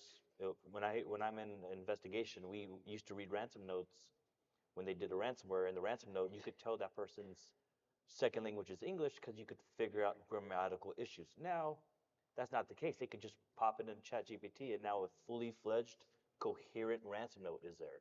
Phishing emails are probably a lot more uh, coherent, eloquent, a lot more easy and precise now that you have something. So we know the bad guys are going to start using it. We have to learn how to use it for the good. And kind of going into an age-old adage, compliance equals security, or does compliance not equal security? What is the fight that always happens between compliance and security? See a lot of people shaking their heads. Aaron, what is your thoughts on that? It definitely doesn't, in my opinion, right? Compliance is adhering to standards, where security is more of a mindset or an approach, right, to the protection of those assets in your environment. So you can be compliant and still not be secure, in my opinion, because you're meeting certain things. You get the stamp of approval. I see it, hate to say it, sometimes with the government. We get the stamp, and and that's even in my personal life, right? So they're definitely not, and they're two different elements. So let others comment. Kevin? So yes, you're right. Compliance is absolutely not security. That's one of the things that we have to remind people of all the time. If it's my LinkedIn banner on my profile, I'm like, it's just not equal. Sorry, just I don't care what anybody says. They are not the same thing. And as he just said, you can be compliant, but you won't be secure because it's just not based on the same principles, the rubber stamps, et cetera. So we're knee deep in the compliance side. We went from a cybersecurity firm focused to a compliance focused firm, but we are focused on the security side. So we actually do both. It's very difficult to do both because it makes productivity go down to some extent. But from our side, we, as my colleague here is in the government, we help government contractors. That's been our focus for the last, few years. I am a certified assessor. It's a very difficult test, but it gauges how would you address a secure environment compared to a compliant environment? What meets those requirements? How would you address it? It's almost like AI-ish in that I have to train myself to say, all right, in this scenario, would that be compliant or would that be secure? Two different answers, but logically you're like, well, it's the same thing. It's not the same thing. We take security very seriously. All our stuff is locked down, but again, from a government standpoint, that's what our focus is. We focus on the compliance side in that we have to make sure they're meeting the frameworks. So NIST CSF, 800-171, and even perhaps 172, which is the really ATP. That's for nation state threats for really large companies, typically. But I firmly believe that our industry as a whole, it's going to extend beyond the government. It's going to extend to everyday small business. There's going to be some form of adherence that needs to be applied. So it's not really the argument of compliance versus security. Everybody should be secure, plain and simple. They should follow security principles. Not everybody needs to be compliant, but everybody should be compliant because they address two different issues. Compliance is a matter of protecting data, at least on the government side. The data flow, I was glad you mentioned that earlier because that's, again, one of the focuses. Where's your sensitive data? Adhere to compliance on that side, but do you separate the data? Do you have it all in one silo? What do you do? It's an argument or a discussion that we have with clients all the time is, do you protect the entire environment or do you silo it out? Do you outsource? Do you insource? So again, are they the same thing? Absolutely not. Two different thought processes, two different training methodologies, and usually two sets of experience levels A cybersecurity expert is absolutely not a compliance expert, and vice versa. Two different training tracks. I don't know if anybody has any other thoughts on that. Jerry? Yeah. So I'll use the word effectiveness in place of security because it's just what I always talk about. But compliance and effectiveness, they're in two different places in the dictionary, first of all. I am government, I follow NIST standards. NIST standards will say, you have a system, you must provide authentication. Okay, there's username, password, there's, we use PKI cards, we use multi-factor. Those, okay, I'll use username and password. I'm compliant. But if anybody tells me that's effective, I'm gonna scream because it is not effective. So it's totally different. Now, PKI cards, things like that, much more effective. Much more reduces my risk. So definitely important. However, compliance is very important. I would not, just like the SOC people, I'm not going to poo-poo on compliance. But unfortunately, what I see is when you have IG audits, when you have the standards that people are checking you against, when we have these scorecards in the federal government, FATARA, if anybody knows about FATARA, they check more against compliance. And the game I see played sometimes is checking the box. And I have contractors, and what are they going to do? They're going to do the easiest thing. They're going to put username and password because it's the easiest way to do it so we can get a good check mark. And that's kind of the behavior sometimes it forces. But compliance is good. It's meant to do the right thing and push you in the right direction. However, what I think we're missing, at least in the federal government, is how do we measure effectiveness? That is what I'm looking for. I myself, I would poo-poo on some things and say I would rather be effective at my cybersecurity, and then I think compliance can fall in place because if I'm being effective. But how do I measure effectiveness? Okay, I didn't have a breach in so many days. Well, do I know? Because I'm always assuming breach. Because a breach isn't always a malicious actor. A breach can be this guy sitting there trying to get a job done, and he finds a way to do it. Well, the malicious person can do that too, but I'm worried. But he's not a malicious actor either. But I'm being ineffective somewhere. So where is that? And how do I measure that? So really, they both have a place. They both are very, very important. They're both meant to do and push you in the right direction. But I would like to see how we can better measure our effectiveness so I know that my stuff is working. I am keeping them out. Yeah, there's things hitting the door and I see brute force attacks and things like that. But really, if they did get inside, can I be assured that I'm going to reduce my blast radius? Because I did data segmentation well and micro-segmentation well.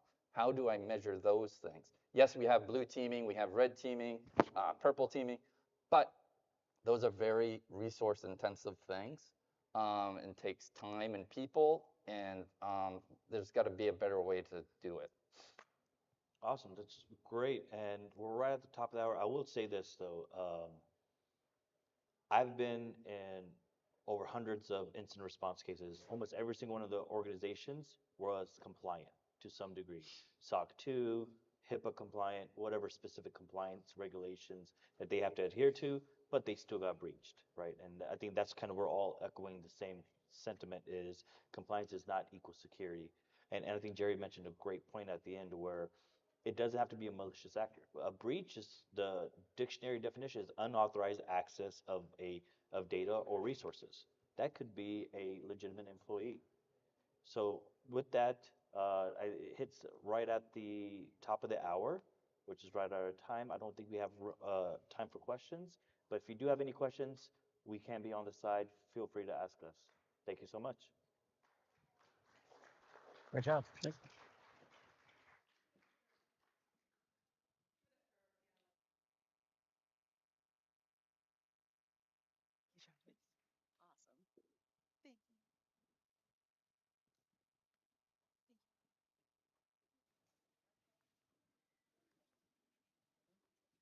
All righty. Thank you again, panelists. That was great. So, as we navigate rapidly evolving landscape of artificial intelligence, this session poses a critical inquiry that resonates with each of us. Is AI destined to be our downfall?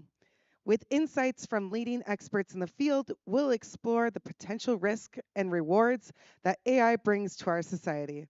So, without any further delay, let's put our hands together for this session's mediator, Stephen Mora, Vice President of Growth Marketing.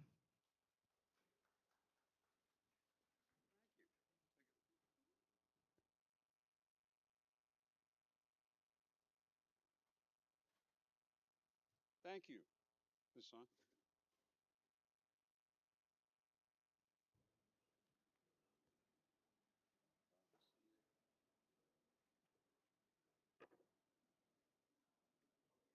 Yeah, it's on. We're good? Good? Hear me? Yeah, thank you. Appreciate that. Yes, hi, I'm Steve Mora, Vice President of Growth Marketing at Balances Media. We are a B2B AI first global firm. And one of the things that we're going to talk about is the key word here is downfall. And amongst the group, we did have a lot of discussion about that. And is it a downfall or is it not a downfall? Well, we're going to talk about specifically, and one of the things we talk about in our business is that if you have AI, are you using it properly? Has it been developed properly? And in many cases, it has not. There is no regulation at this point, and there's a great deal of work that needs to be done in order to bring it to the forefront. At AI, at Balasys, what we've done is we've gone to extensive lengths. We have at our company 75 research analysts and data scientists. And what they've done is they've taken AI into a new direction in order for us to be competitive within our industry. Results is it's very good.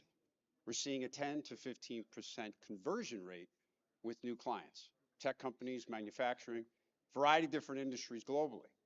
But one of the things we want to touch on here is that's great. We are proud of it. We want to do more of it, and we're going to talk to more companies because now we're going to license it. However, I get 15 to 20 emails a day of other companies that have AI. I've looked into it. It's not what any of us expect it to be.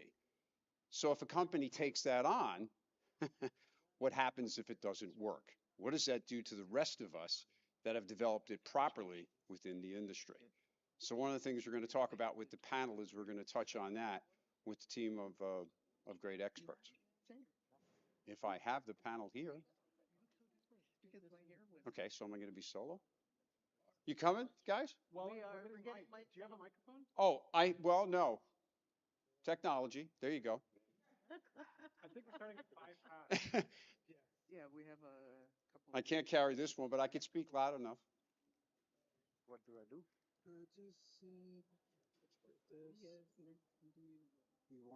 The other thing I'll talk about at our company is, just to fill up some time, is that one of the things that I think is important is that we've built our own database. We've done it from the very beginning, and we'll continue to do it that way. So when we do something, we know about accuracy is key, and we have a significant amount of percentage. We guarantee 92 to 95% accuracy on the programs we've developed. We developed our own modeling of our database persona, and the idea of the combination of that with intent data, our team of stakeholders have basically put together the right NLP to give that machine the right decision making to do what they need to find what it needs to find. The next thing they've done in terms of taking that a step further is so that the machine goes off and asks more questions on its own. If you have the right stakeholders from the beginning and the right layers are being placed in there, you're going to get the results that you need. So our strength in the industry is the fact that we've built our own database. Other companies that we've seen and worked with, they've outsourced it. Clients come back to us and said, they told us it's going to work, but it's not. There's another problem. So while AI is great in where we're going, again, if it's not done properly from the beginning, it can hurt all of us. So that's something we'll touch on with the panel as well. Did we get a microphone?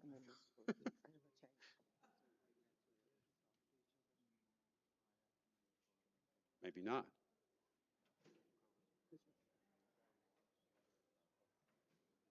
We can talk loud. Can we take this as a spare and thank you.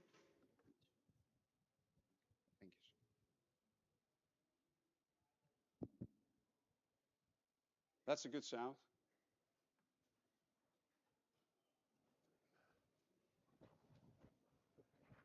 Sorry, we didn't meet up before. It's okay. It's okay. So are you gonna? Yeah, you can leave it at the Yeah, top a little bit. So either Yeah. get a mic or a headset. Right where the black backpack is.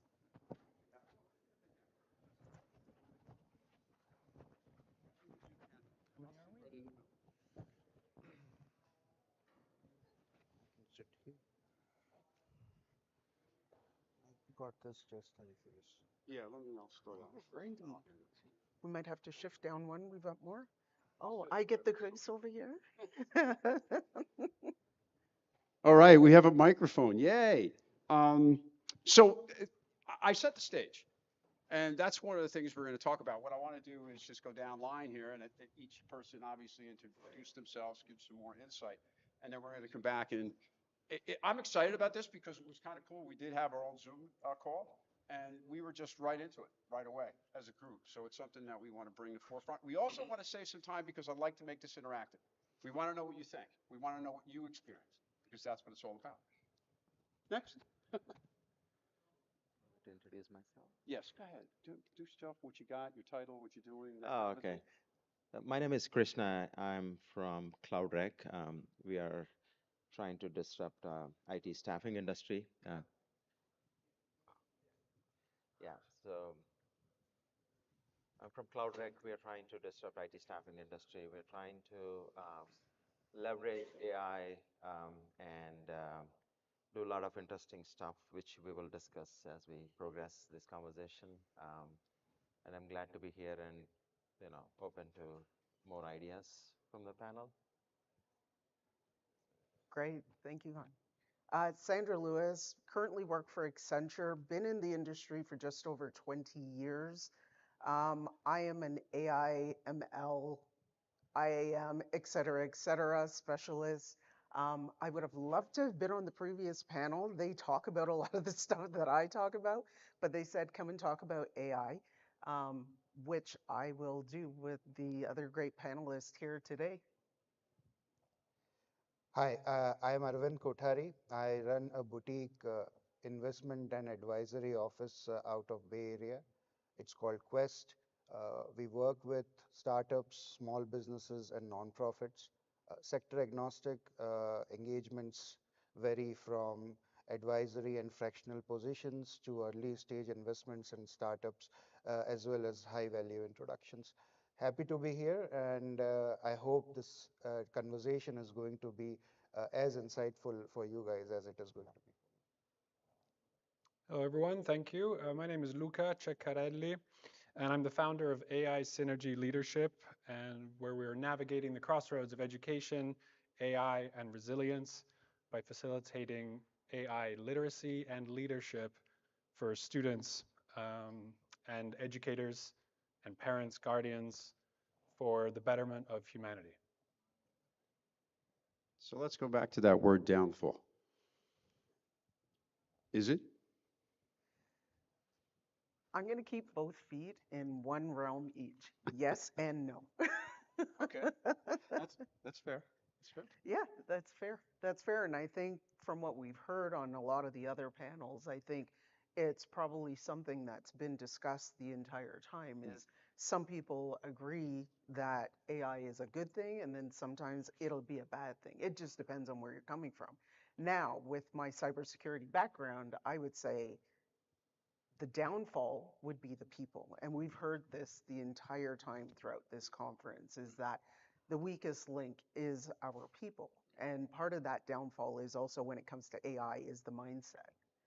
And we've also previously discussed this as well. If you don't have a healthy mind and you're putting someone in the space of AI to do that work, then you may not get the outcomes that you're looking for. So this is again what you and I, Stephen, had discussed previously in our call, is that you have to ensure your people are, healthy of mind to do what you need to do. And also that sets into the programming of the AI and, all the learning mechanisms. Because if we're not teaching it to do the proper things, we will not get the proper outputs. How do you get the right people? That's the hard part, Right. right? Because again, we're talking people are our weakest link, Right. right? So again, we've had HR specialists. They're also using AI to do their, hiring. Right. So again, what are the parameters that are being used to do that hiring? Do you think age makes a difference? Well, I'm going to say no. Okay. No, I'm just, Because college age, senior. hey, it you know doesn't what? make a I difference. do a lot of mentoring Okay. of college and university students. Right. And again, I think humans need to be at the basis of all of it. That's our baseline. Exactly. We are our baseline. Right. Right? So we being older will teach the younger generations of what that baseline is. So when they come in and they bring AI, they know where their baseline is Right. to start building up. And we heard that in multiple panels. Right. You have to have a healthy baseline. And I think people are at the forefront, humans are at the forefront of that healthy baseline, right? Thoughts? I think AI has more positives. I'm more optimistic. I don't think this is going to lead to any downfall. I think as long as we can put proper governance, and I think regulation is one other area which I think are important. Going back to the human element, at the end of the day, what are you using for? What is your intention? What are your moral, ethical values around that? And you could use to bring a lot of efficiency in any kind of environment, whether it is marketing, sales, building a company, or research. Actually speaking, everybody will become more efficient, but at the same time, it would also put a lot of folks who are not so efficient behind, because it will bring a lot of transparency. It will also bring a lot of speed. Uh, I think it will also bring new money to the economy, because you'll find more innovations, more entrepreneurs bringing new ideas, which means new businesses, which means new capital. But at the same time, your intent and purpose has everything to do where it goes. Right. Well, you mentioned something that we talked a lot about. Big concern of mine, as I mentioned there. Yeah. Regulation. Regulation. Yeah. There is no regulation. Yeah. Right? And I'm sorry to say, but if we wait for the government to do it, I will be dead. So, I mean, regulation, thoughts? Uh, I think on the regulation side, there are these approaches where we talk about companies self-regulating themselves in absence of a top-down approach to regulation.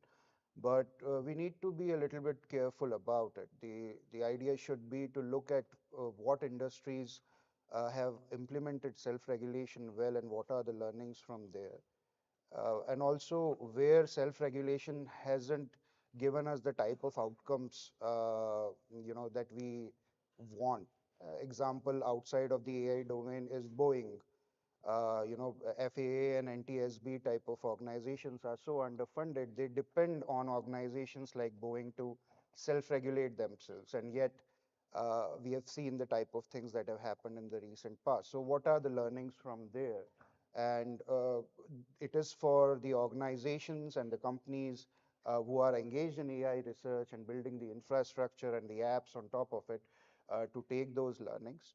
At the same time, about the top-down regulation, I think fundamentally we have to stop looking at or modeling regulation as something that is going to necessarily stifle innovation in this field and also in general. I think this idea that it is necessarily going to be a headwind kind of puts off a lot of things.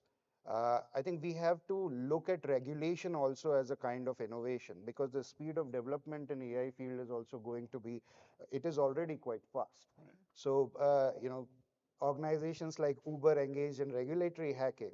What if our policymakers were to, do a symmetric thing and look at technology hacking, for example? Right. I don't exactly know what that would entail. What I'm saying is that I think we need regulatory innovation as well, both on the organization side, the non-governmental side, as well as on the government side, to keep up with the pace and to ensure that there is no downfall, so to say. Lucas, thoughts? Well, I'm currently running a pilot program in Santa Fe, New Mexico, in a high school, and the program is called Philanthropic AI, and the aim is basically to teach AI literacy and leadership through engaging in a impactful project in your local community. So some kids are developing um, events, some are doing philanthropic donations gathering, others are developing apps. One kid is apparently writing the newest, a new kind of database code. So I kind of took the question to them, the question of, is it going to be our downfall? And I got some really interesting results. I wonder, I don't know, by show of hands, if you might want to hear from some of the students directly. Absolutely. That's perfect. So is AI destined to be our downfall? And I wanted to give another option, or our salvation, so they're both equally as dramatic. So Cade says that the impact of AI on humanity's future depends largely on how it's developed, deployed, and regulated. It can potentially offer immense benefits, such as improving healthcare and solving problems. Another student says AI is not designated to the downfall of civilization, as it matters how people see the content it generates. Deep fakes are the most destructive possibility. Another kid says, I personally do not think that it will be either, but if I had to say, I think it would be the downfall just because of the stereotypes and movies about artificial intelligence. So I think it's interesting because it's kind of tapping into the zeitgeist here. The last one I'll read, I mean, there's many more I could share, but my biggest fear about AI is that it could harm people through data misinterpretation or data failure. Either of these means that AI does something that it wasn't meant to do because of having no data, data failure, or not understanding the data misinterpretation. So I think these are really kind of profound voices that we're hearing from the kids, because when you look at there's a lot of fear mongering, but there's also a lot of shame associated with AI usage right now. So I think that's one of the things we're trying to tackle is, what if we take the shame out of it and start a different dialogue with the kids, so that it could actually be a form of salvation, so it could actually help us tackle some of the most challenging problems of our times. Ultimately, what I'm seeing is that these kids are in a state of shock and apathy, and completely overwhelmed at a world where, against a backdrop of corporate and political and environmental alarm, they are, overwrought with fear. And I think a lot of us feed into that narrative. So what we're trying to do is flip that script into one of, hey, how can we use this? Maybe this is the exact tool that we need to get out of the dilemmas that we're in. What if AI can help us and create a synergistic dynamic? That's a great perspective. I mean, do you find that did they have solutions on their own? Do they have thoughts of what could be done at that age? I'd love to, would you like to hear more? Sure, sure. So what are your biggest hopes for AI? Sachi says, I hope that it'll be a helping hand. When I say helping hand, I don't want it to be our whole world. I also hope that AI helps improve our education and grow more. To grow more, excuse me. Another student says, to help improve healthcare and develop ways to help people and animals. That it could help us in our everyday problems, as well as big problems that are happening all around the world. So I think that message is starting to come through, that there is potential here for it to really be very dynamic. AI can be the most powerful tools in the history of humanity, says one kid. We are already using AI to generate models of climate patterns that work better than traditional methods 100 times faster. Or you could use it for a theoretical model of a genetically engineered bacteria to fight cancer, tailored to the genetics of that specific person. I mean, okay, do that. Let me get out of your way and do that. So, coming back to Sandra's point, I think at a certain point, it's the Gen AI natives that are going to teach us these kind of benchmarks. Like, in a sense, we have to jump out of the way and provide the safety, the regulation, and the literacy, and ultimately the leadership, so that they can change things in the world. Do you find that case? I mean, what do you do when you have a group of people that don't really understand it? We teach them. We teach them. Okay, yourself. That's all We teach them. Right. No, I mean, right? but coming from, let's say, from Accenture standpoint, is there a group? How do you do it at a corporation, as opposed to what's the key to that? Teaching. Okay. Training. Training. Right? That's the only way that we do it. And it's by connecting with our own people Right. that we continue to understand this Yes. mentality. Right. Right? But again, to Luca's point, we should also be educating our young people, Right. taking it out of the office and taking it into the schools. Right. Not only educating the students, but educating the teachers as well. Right.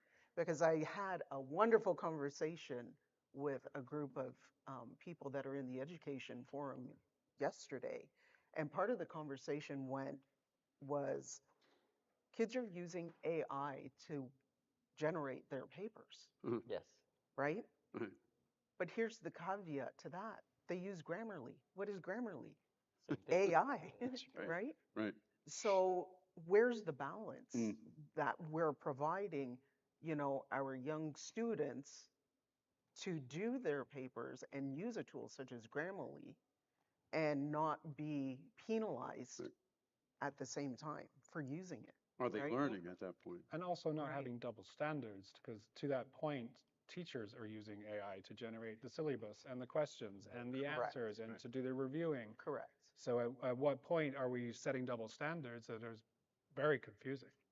Yeah. And I think this is also an opportunity to rethink some of our old processes. If we feel that using AI in a particular way is not good, let's say for generating research papers, maybe we have to reinvent the process of doing research and communicating it for the new age. Right. Again, what are those solutions, or what is that going to look like? I don't know, but like the term Gen AI natives, I think some great ideas can come from people who are going to use it more and more, whether we want them to use these tools or not. I think that is where some of these new approaches are going to come. So let's take this as an opportunity to do away with some of the processes that are no longer relevant in the world today or are not going to be relevant in the near future, and usher in a new way of working. Yeah, but that would also disrupt the existing models, and it would also displace a lot of. I mean, why would I need a teacher to teach me? So in some cases, not in every case, the information is out there. I mean, I question, I get an answer. I question, I get an answer. Why do I need to memorize? That's a concern.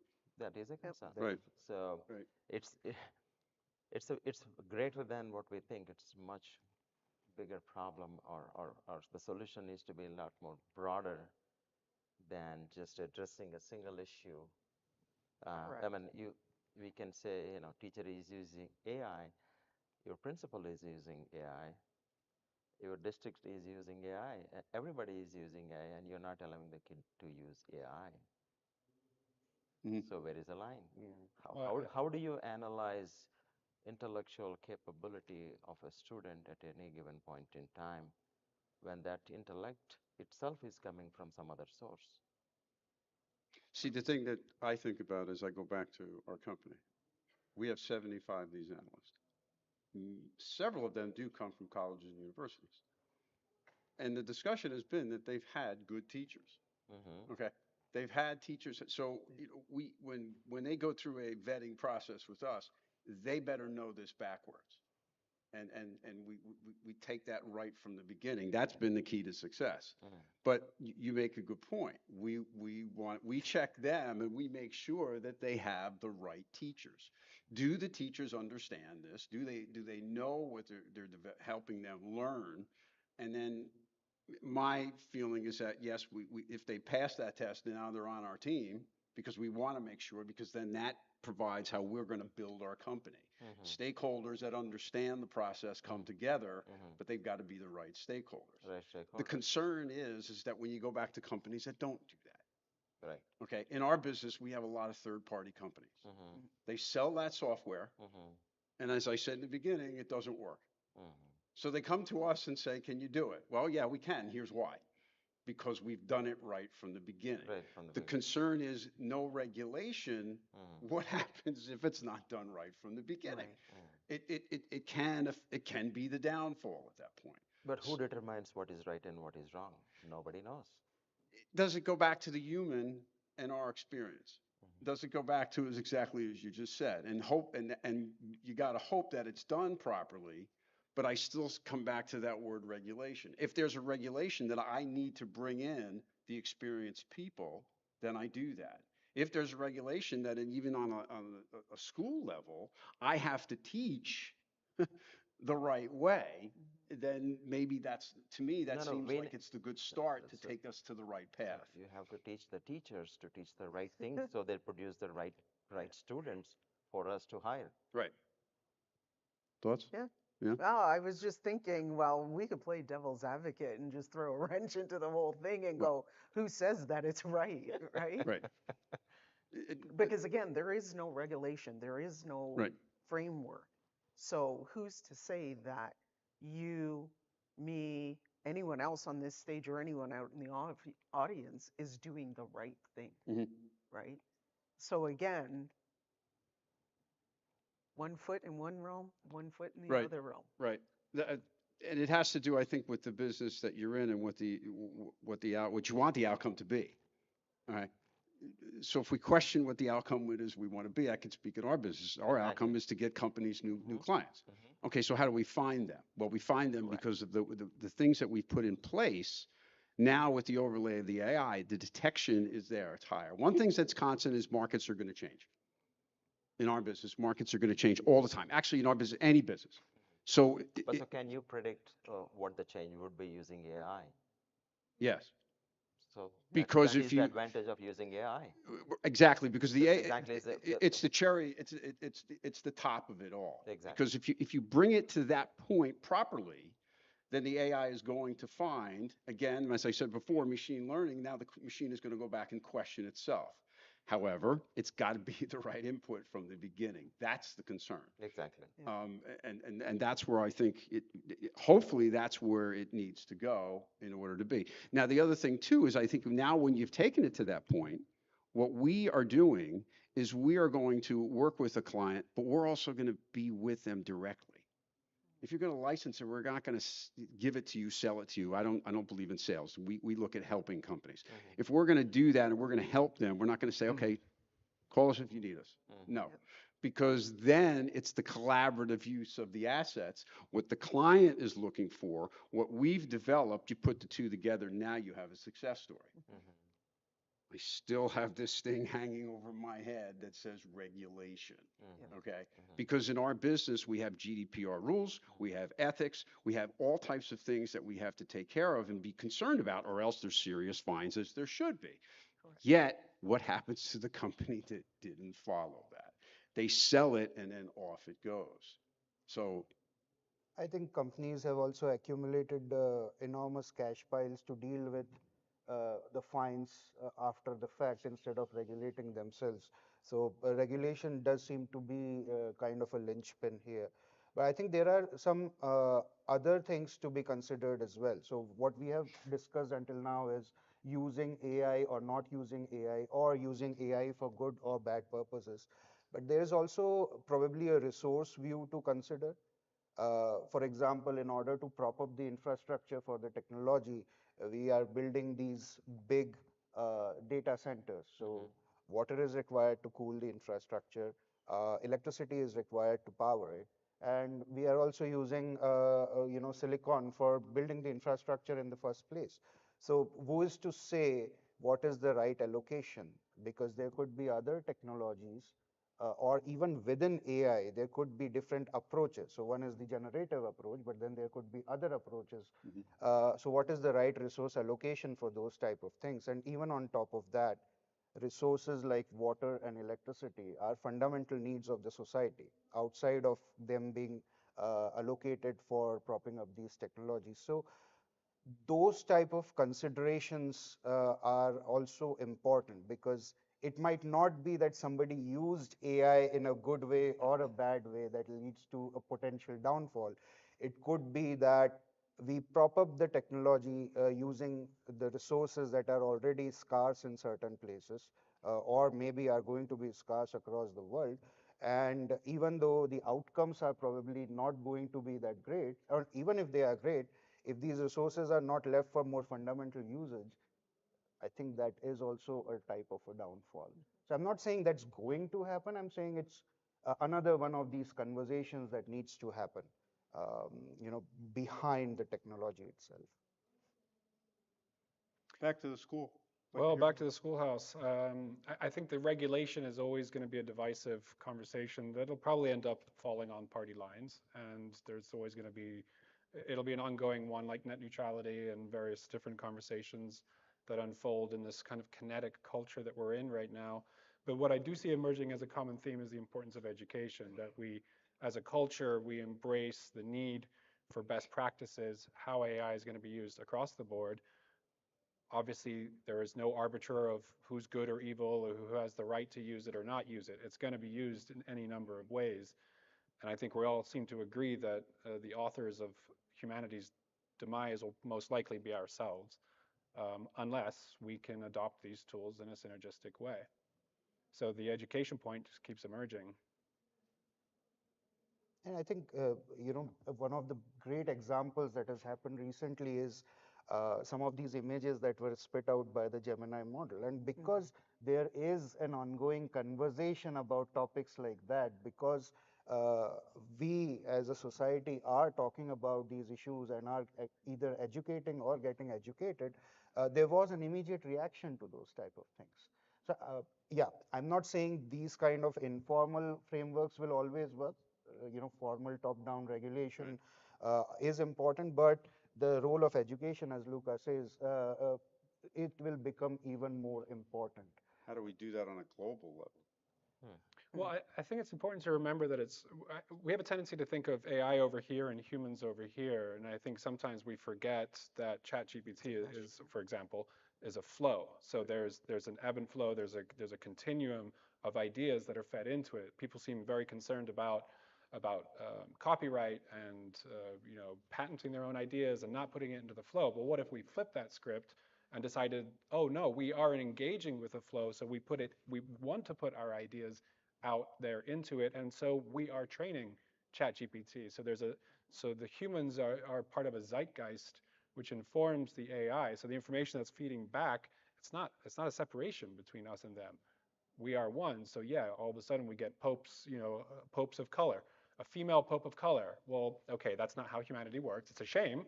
That'd be cool, but you know, and why is it not work that way? Well, then it learns. Yeah. And Gemini's next iteration will learn better. Right. And just like Mesa's new promise is going to blow ChatGPT out of the water, even though it's based on ChatGPT.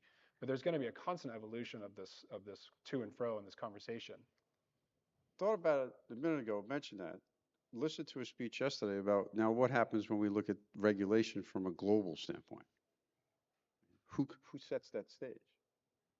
Well, there's no boundaries. Right. That's the concern. There's no borders. Too. Right. And gentleman brought it up yesterday is who's the number one out there right now? Japan. It was great. He was in an airport and he said he's never seen so many cameras on people as he's ever seen before. Look at the rate. Okay. So, you know, sometimes the simplest thing can be the most difficult. Who regulates that? There is none. Yeah. Okay. Who owns who after all of this? There is no way of guiding that. A concern, major concern.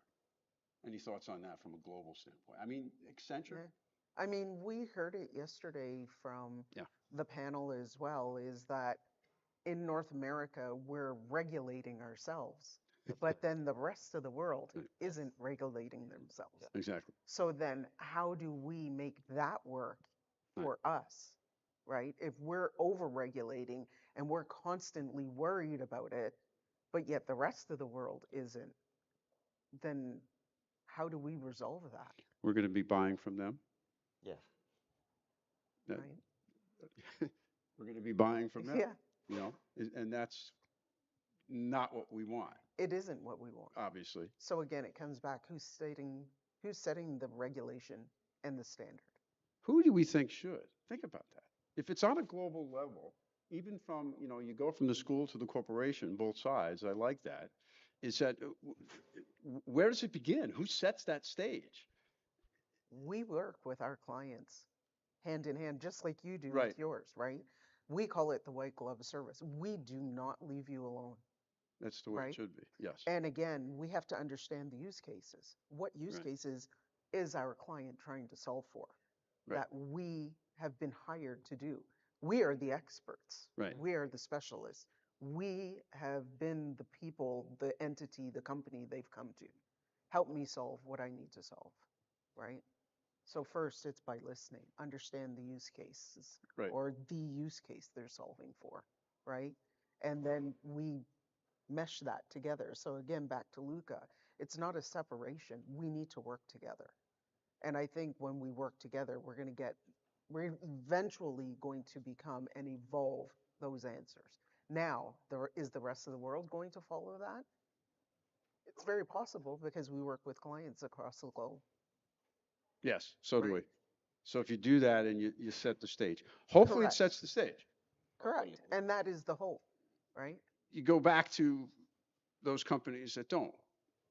And I don't know it's not unique to AI. It's not unique to the digital isn't. business. Correct. It's not. It's in every business. But So do they lose a competitive advantage by not adopting to these best practices?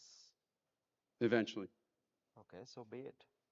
So yeah, so in the right. sense from if you look at from a competitive angle, you have 10 companies in an industry, Right. and like you said, 4 or 5 companies, they're not they're not leveraging AI, they're not doing all the right things. They're selling the software to your clients, but 1 or 2 companies are doing the right things, Mhm. and then again the clients have to come back and revisit everything, right? So eventually they'll be out of the business. Mhm. How long can you sustain that way? Mhm. Mhm. So that becomes an issue for companies. I bought into something, I believed into it. It was going to happen. We planned it. We put all of our resources into it, but we didn't buy the right product because we were sold, as people could say, a bill of goods. So the market forces will determine Yes. a lot of things that we're discussing. Right. Right. So again, maybe teaching that at the school level is a good start. Doesn't mean that everybody's going to be straight up and be honest when they get into the corporate world, because money plays in the theater. Well, and that's why, yes, for us, teaching AI literacy is a means to an end that's actually has nothing to do with technology or AI. It has everything to do with leadership, which has everything to do with integrity. That's all we can hope for humanity, that we can navigate together, and those who are trying to make the world a better place do so and rise, and those who are trying to Yeah. contribute to its So demise, may they go away. But yeah, there's as always long going to be those forces at play. as long as you can keep it at that, right? It's a means to an end. It's not an end in itself. So you can use that to reach whatever are your goals, right? Quicker, faster, in a more efficient way. It also goes the other side, right? If you're going in the wrong direction, you can go there very fast. Yeah. So again, it goes back to how do you bring governance? How do you bring checkpoints? How do you bring controls? It goes back to what you said. I think People are the baseline. They are. It goes back to that. you mentioned a great point, market forces. Yeah. I think the issue of looking at regulation from a global perspective itself is a very complex Correct. piece. And large scale problems do not always require large scale solutions. They can have local solutions that work within a large scale framework. Market forces will provide that large scale framework, just like they have provided, not 100% efficient, but they have provided in other areas of business even before AI. And within that, I think a lot of countries will have to come up with their local frameworks to suit their requirements as well. And it's also about how the population or the professionals in a particular locale is perceiving AI. For example, this report came out from Axios, where AI is considered to be helping in productivity a lot more, and that is how it is pursued, a lot more in some of the developing countries as opposed to in the West. So when these type of differences in perceptions are there, we do need to look locally at some of these issues. And then the larger global framework is, as you mentioned, market forces, and also a momentum that is generated by regulations like the one that EU has laid out. I think that could be a source of inspiration. Not to say that we copy paste it in many different geographies, but to say, okay, now that this framework is out there, what parts of that might work in my country and what parts of that will not work? And knowing that a lot of our business continues to be interconnected, globalization is not a force that has immediately died down. It is still there. If you look at some of the tools like DHL connectedness ranking, it's still thriving. So that will automatically force a lot of organizations to fall in line with, let's say, the common minimum program of AI regulation.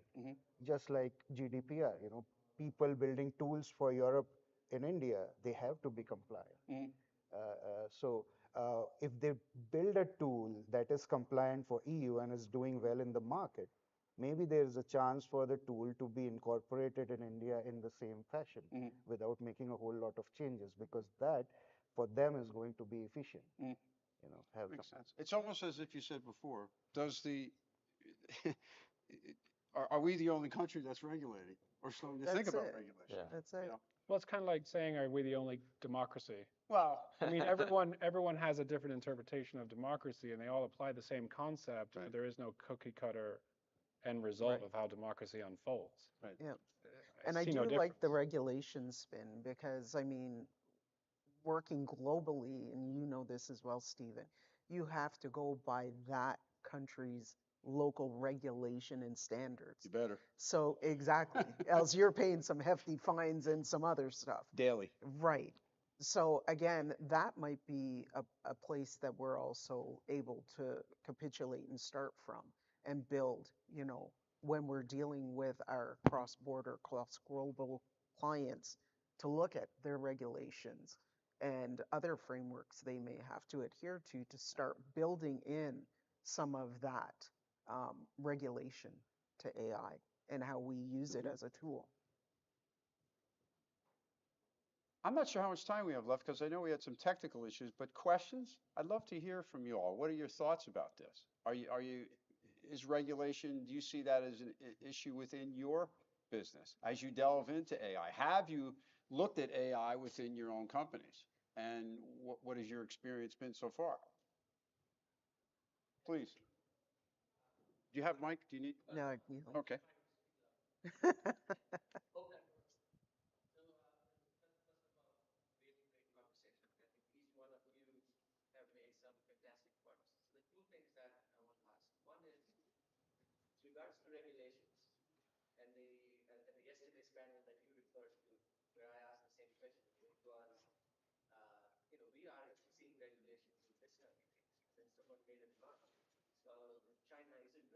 No.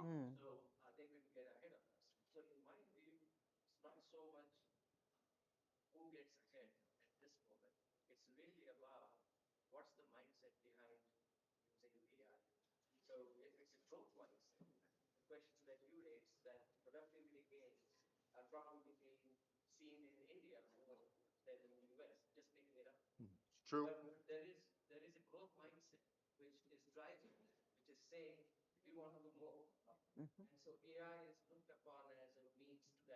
Correct.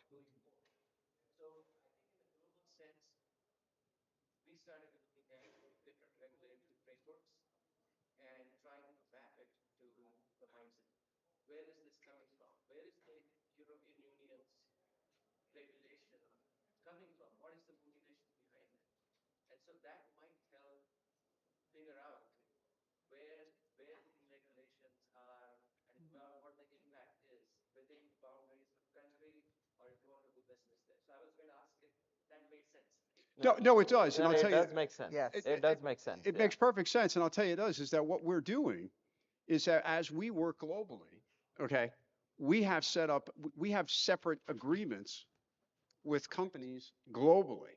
I mean, they've been looked at by attorneys to make sure our attorneys and everything we're doing has to go with each country, each region within each country. I still go back to that question, who's regulating that? That's a problem. Okay. And if you say that, you know, you think, well, I'll just do it now and I'll get away with it. Yeah. They can. I mean, I was in digital outdoor. Okay. I work for CBS Network. And one of the things that some of the major cities put together is when it comes to digital outdoor, now where's that regulation? And if you do things on certain buildings, the city said, well, we're going to sue you. You know what the company said? Okay. Want to know why? Because I'm making so much money each month. I don't care what you sue me for. Right, it's like you were saying. Yeah, exactly. Accumulating so many cash piles. But I like the way you phrased it No, about it's a good point. growth mindset. Right. Yep. A fixed mindset versus a growth mindset. And you could almost imagine it on a little 2x2 where, different parties interacting with each other. Yep. Is the government approaching it from a fixed mindset versus a growth mindset Mhm. versus the organizations that are developing AI who are probably generally thinking about it from a growth mindset? And different quadrants will lead to different types of regulatory requirements or innovations. Uh, at least that is the thing.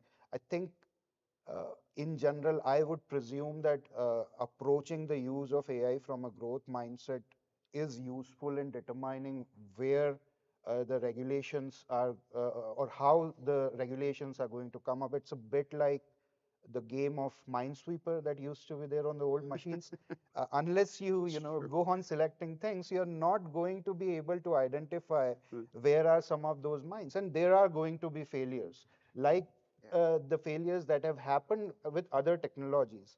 But unless we use it in the right type of fashion with the right type of speed, let's say, we are probably always either going to overstate the risks or understate the risks. The only way to find out is kind of deploying the tools and as I firmly believe, innovate on the regulatory side at the same speed with which the apps are or the tools are also coming up. I love the question and bringing the notion of mindset into how we're using AI and echoing the fixed versus growth mindset. That's something that as far as how to keep it as simple as possible with our students, what we've been experimenting with in teaching is the prove versus improve mindset. So are you using AI to prove that you know something you don't actually know, that you did research that you didn't actually do, that you are going to make a great speech and that you're going to do this, that, and the other? Or are you using it as a vehicle to improve systems, improve mindset, improve my knowledge, and help me learn in a better way because I have cognitive differences. I might need my own tailored approaches. Improve versus prove, and that's I find that very helpful. Now, that's not necessarily on the regulatory level, and be great if it were, but on the educational level, perhaps. Do you find too, what about ethical concerns? Ethical concerns.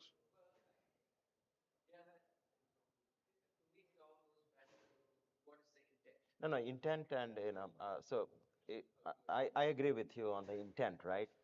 So again, you said the regulation is also based on the intent, right? So are you playing to win or are you playing not to lose? So that can change everything, right? So yeah.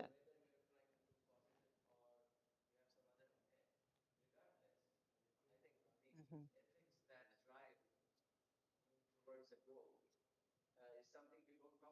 No. Yeah.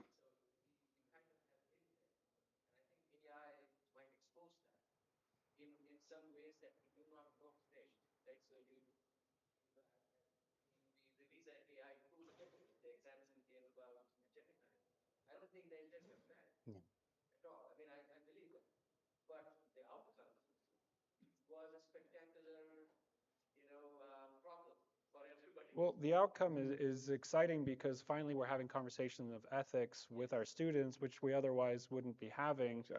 We start with teaching AI at face value. So we talk about the fundamentals, the applications, the challenges, and the ethics of AI. So suddenly we're having heated debates with students around what are the ethics of this. Now we're talking about consciousness. What is consciousness? What is sentience? These are great conversations to be having. I'm getting that signal. So I appreciate great questions. We're here. We'd love to talk to you more about that. And we thank you for coming and listening to us. Thank you, guys. Hey, thank you, everyone.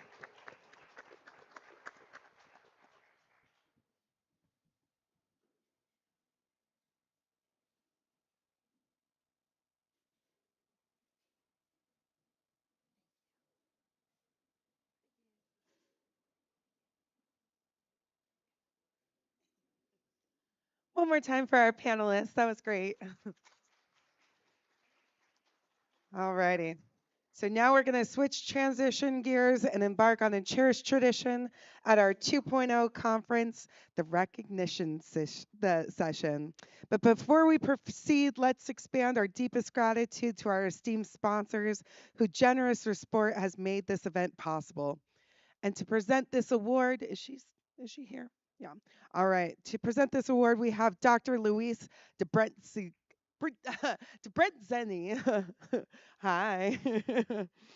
And we are honored to call upon our gold sponsor, Vincent W. Allen, the founder and director of VAAV Industries on stage. Everyone, let's show our appreciation.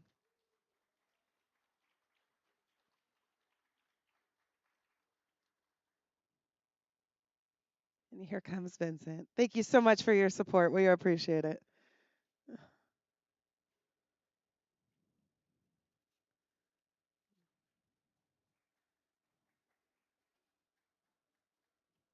Alrighty, folks. So I know that you saw the line and how long it gets for lunch. So that's why I do want to go over these awards very, very quickly. If you do want to say a quick thank you, you do have 30 seconds with the microphone if you choose. But if not, I'd rather get you guys fed first. So deal? I don't know, no one's complaining. Alrighty, let's hop in. And I do apologize, you guys. I was supposed to be briefed on these names, and they did not do that. So I'm not trying to offend you. I'm just trying to say it right.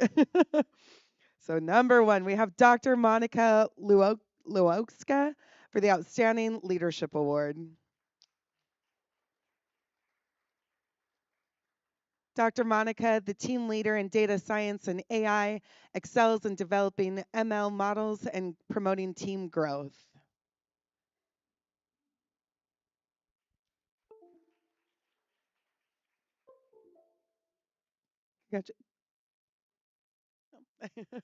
No worries. Congratulations. Next, we have Anil Kendrella, Anil Kendrella, Outstanding Leadership Award. Anil is the dynamic global technology leader and strategic, renowned for spearheading successful software and platform implementations, particularly in the IoT, enterprise, and mobile and telecom sectors. Thank you.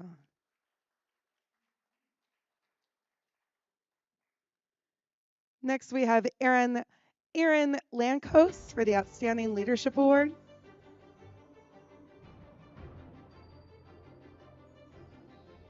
Aaron, the Vice President of Customer Services at Menlo Security, leverages his 15-plus years in customer service and engineering background to enhance cybersecurity purposes with innovative solutions.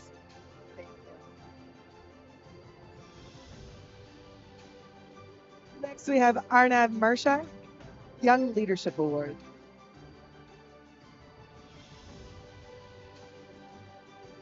Arnav, a serial entrepreneur and founder of Dine and CECOAI, is celebrated for his leadership in technology and innovation.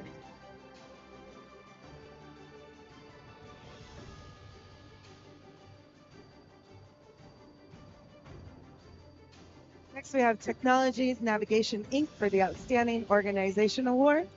This is to be received by Chris Newell.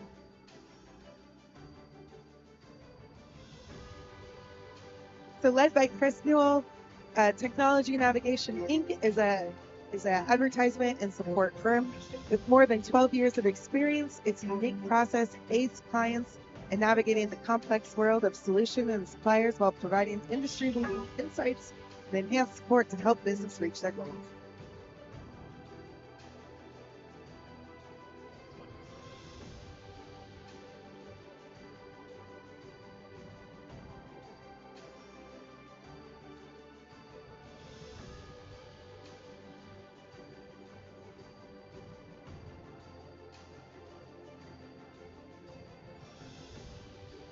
Next, we have Chris Martin for the Outstanding Leadership Award. The Vice President of Technology Services at Micon General Contractors, Inc., Chris Martin transformed business challenges into technology solutions, serving as a crucial technology quarterback. His approach prioritizes seamless integration of technology to boost business outcomes and workforce efficiently.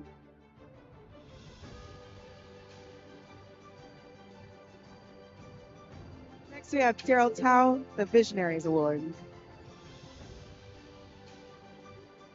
So applaud him.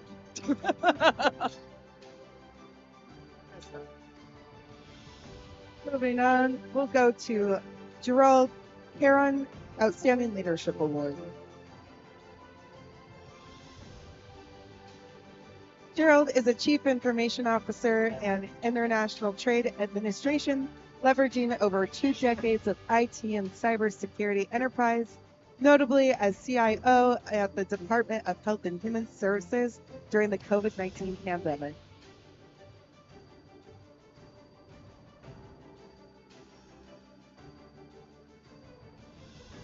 Next, we have Michael Namlaw, Outstanding Leadership Award. Michael is the CEO of Data Solutions Consulting, Inc., transforms organizations with data intelligence, drawing on his University of Toronto engineering expertise.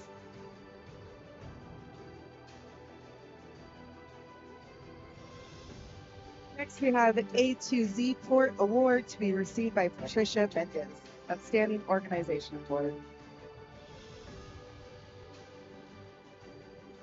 A2Z Port is a leading logistics technology company framed for its pioneering AI-powered unified appointment system. As a visionary enterprise, A2 Port has embarked on a mission to transform the logistics and drainage industry of a global scale.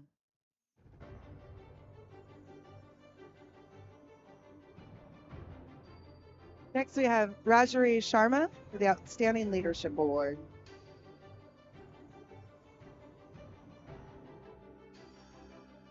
Rajari, President of Consumer Engagement at Via Tech Software LLC, is celebrated for her unwavering determination and exceptional achievements. Recognized as one of the top 10 leading Indian women from global companies by Woman Entrepreneur magazine in 2022, she aligns business strategies with individual empowerment, promoting of environment of employment.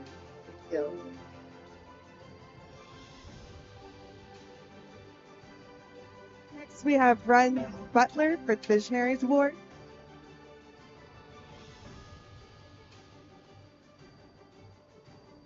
So Ren, the founder and director of business education at the Camel Collective, is celebrated for her groundbreaking work in promoting sustainable and resilient business models within the tech sector.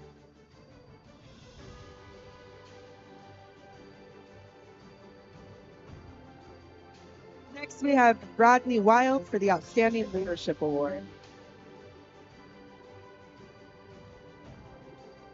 So Rodney, the president and CEO of A to Z Computer Solutions, an IT manager at Seba Stevens Management Group, is a seasoned professional known for his innovative leadership and technical powers.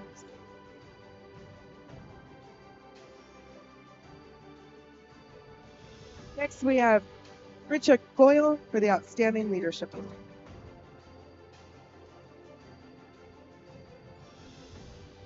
The founder of SRG Tech Labs, Richa also brings over 8 years of experience as a project manager, senior QA, and business analyst having crafted successful teams, progresses, and automation of various clients.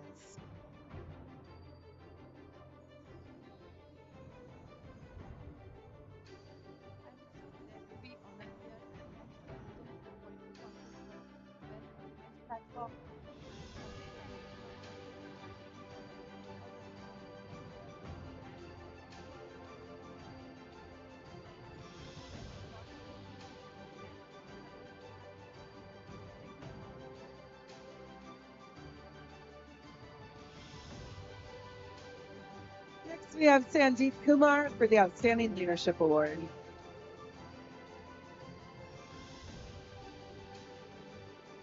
Sandeep, VP of Client Partner at Amphis Inc., brings over 19 years of experience to the IT telecom industry.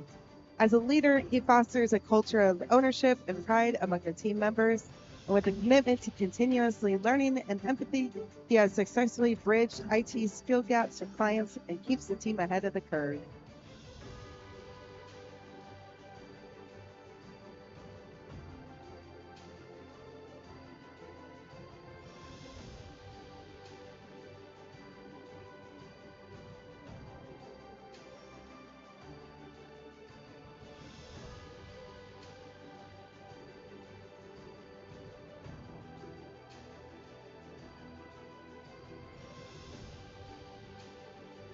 Next, we have Todd Merrill with the Outstanding Leadership Award.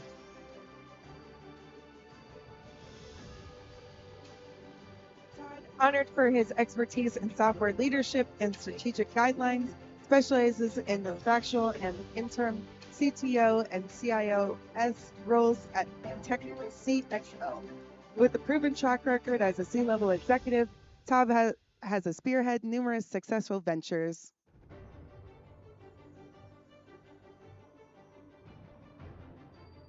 Next, we have Vincent W. Allen for the Visionaries Award.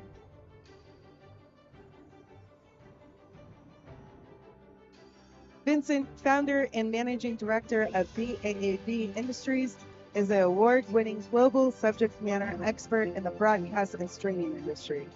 With a recent doctorate from Aztec University, his expertise spans AV, event broadcasting, and live streaming services, setting a new industry standards and maximizing technology capabilities.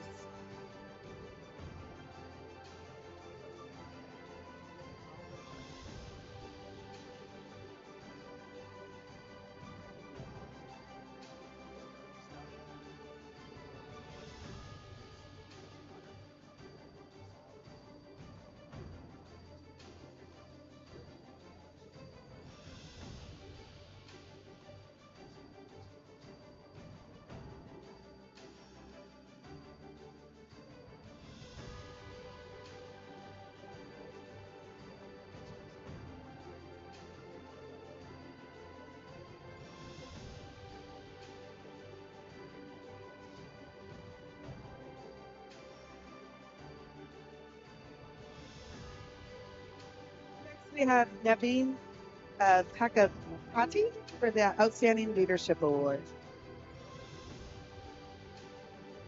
Naveen is a seasoned MLOps and DevSecOps specialist in information technology with a proven track record of partnering with financial organizations to monetize their infrastructure for efficiency and ROI.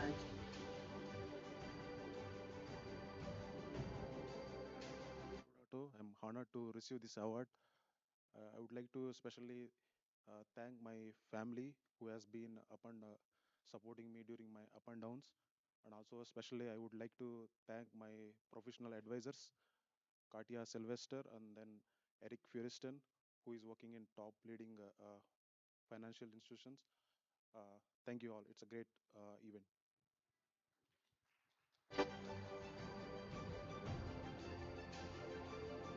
Next, we have Atul Abtai for the Outstanding Leadership Award. Atul, Chief Researcher Officer at AI 2030, is renowned for pioneering advanced AI solutions across sectors like manufacturing and healthcare, with strong focus on generative AI.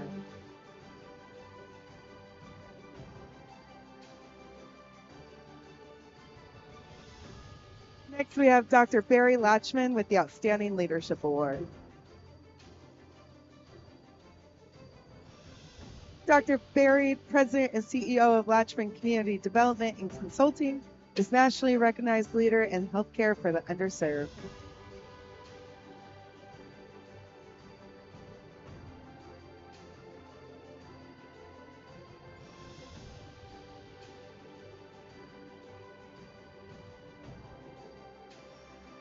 We have CloudRec Inc. for the Outstanding Organization Award, and this should be received by Krishna Mohan.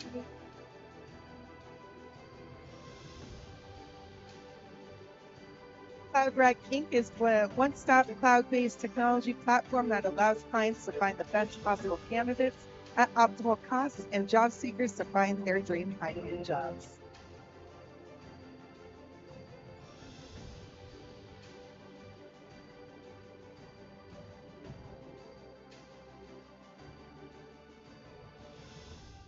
Next, we have the Chain AM Corp Outstanding Organization Award.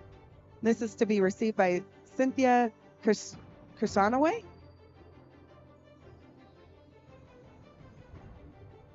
Chain AM Corp is a company that focuses on driving emerging technologies and providing services to innovation practices, controlled experimentation, technology strategy planning, future proofing, and stair-stepping.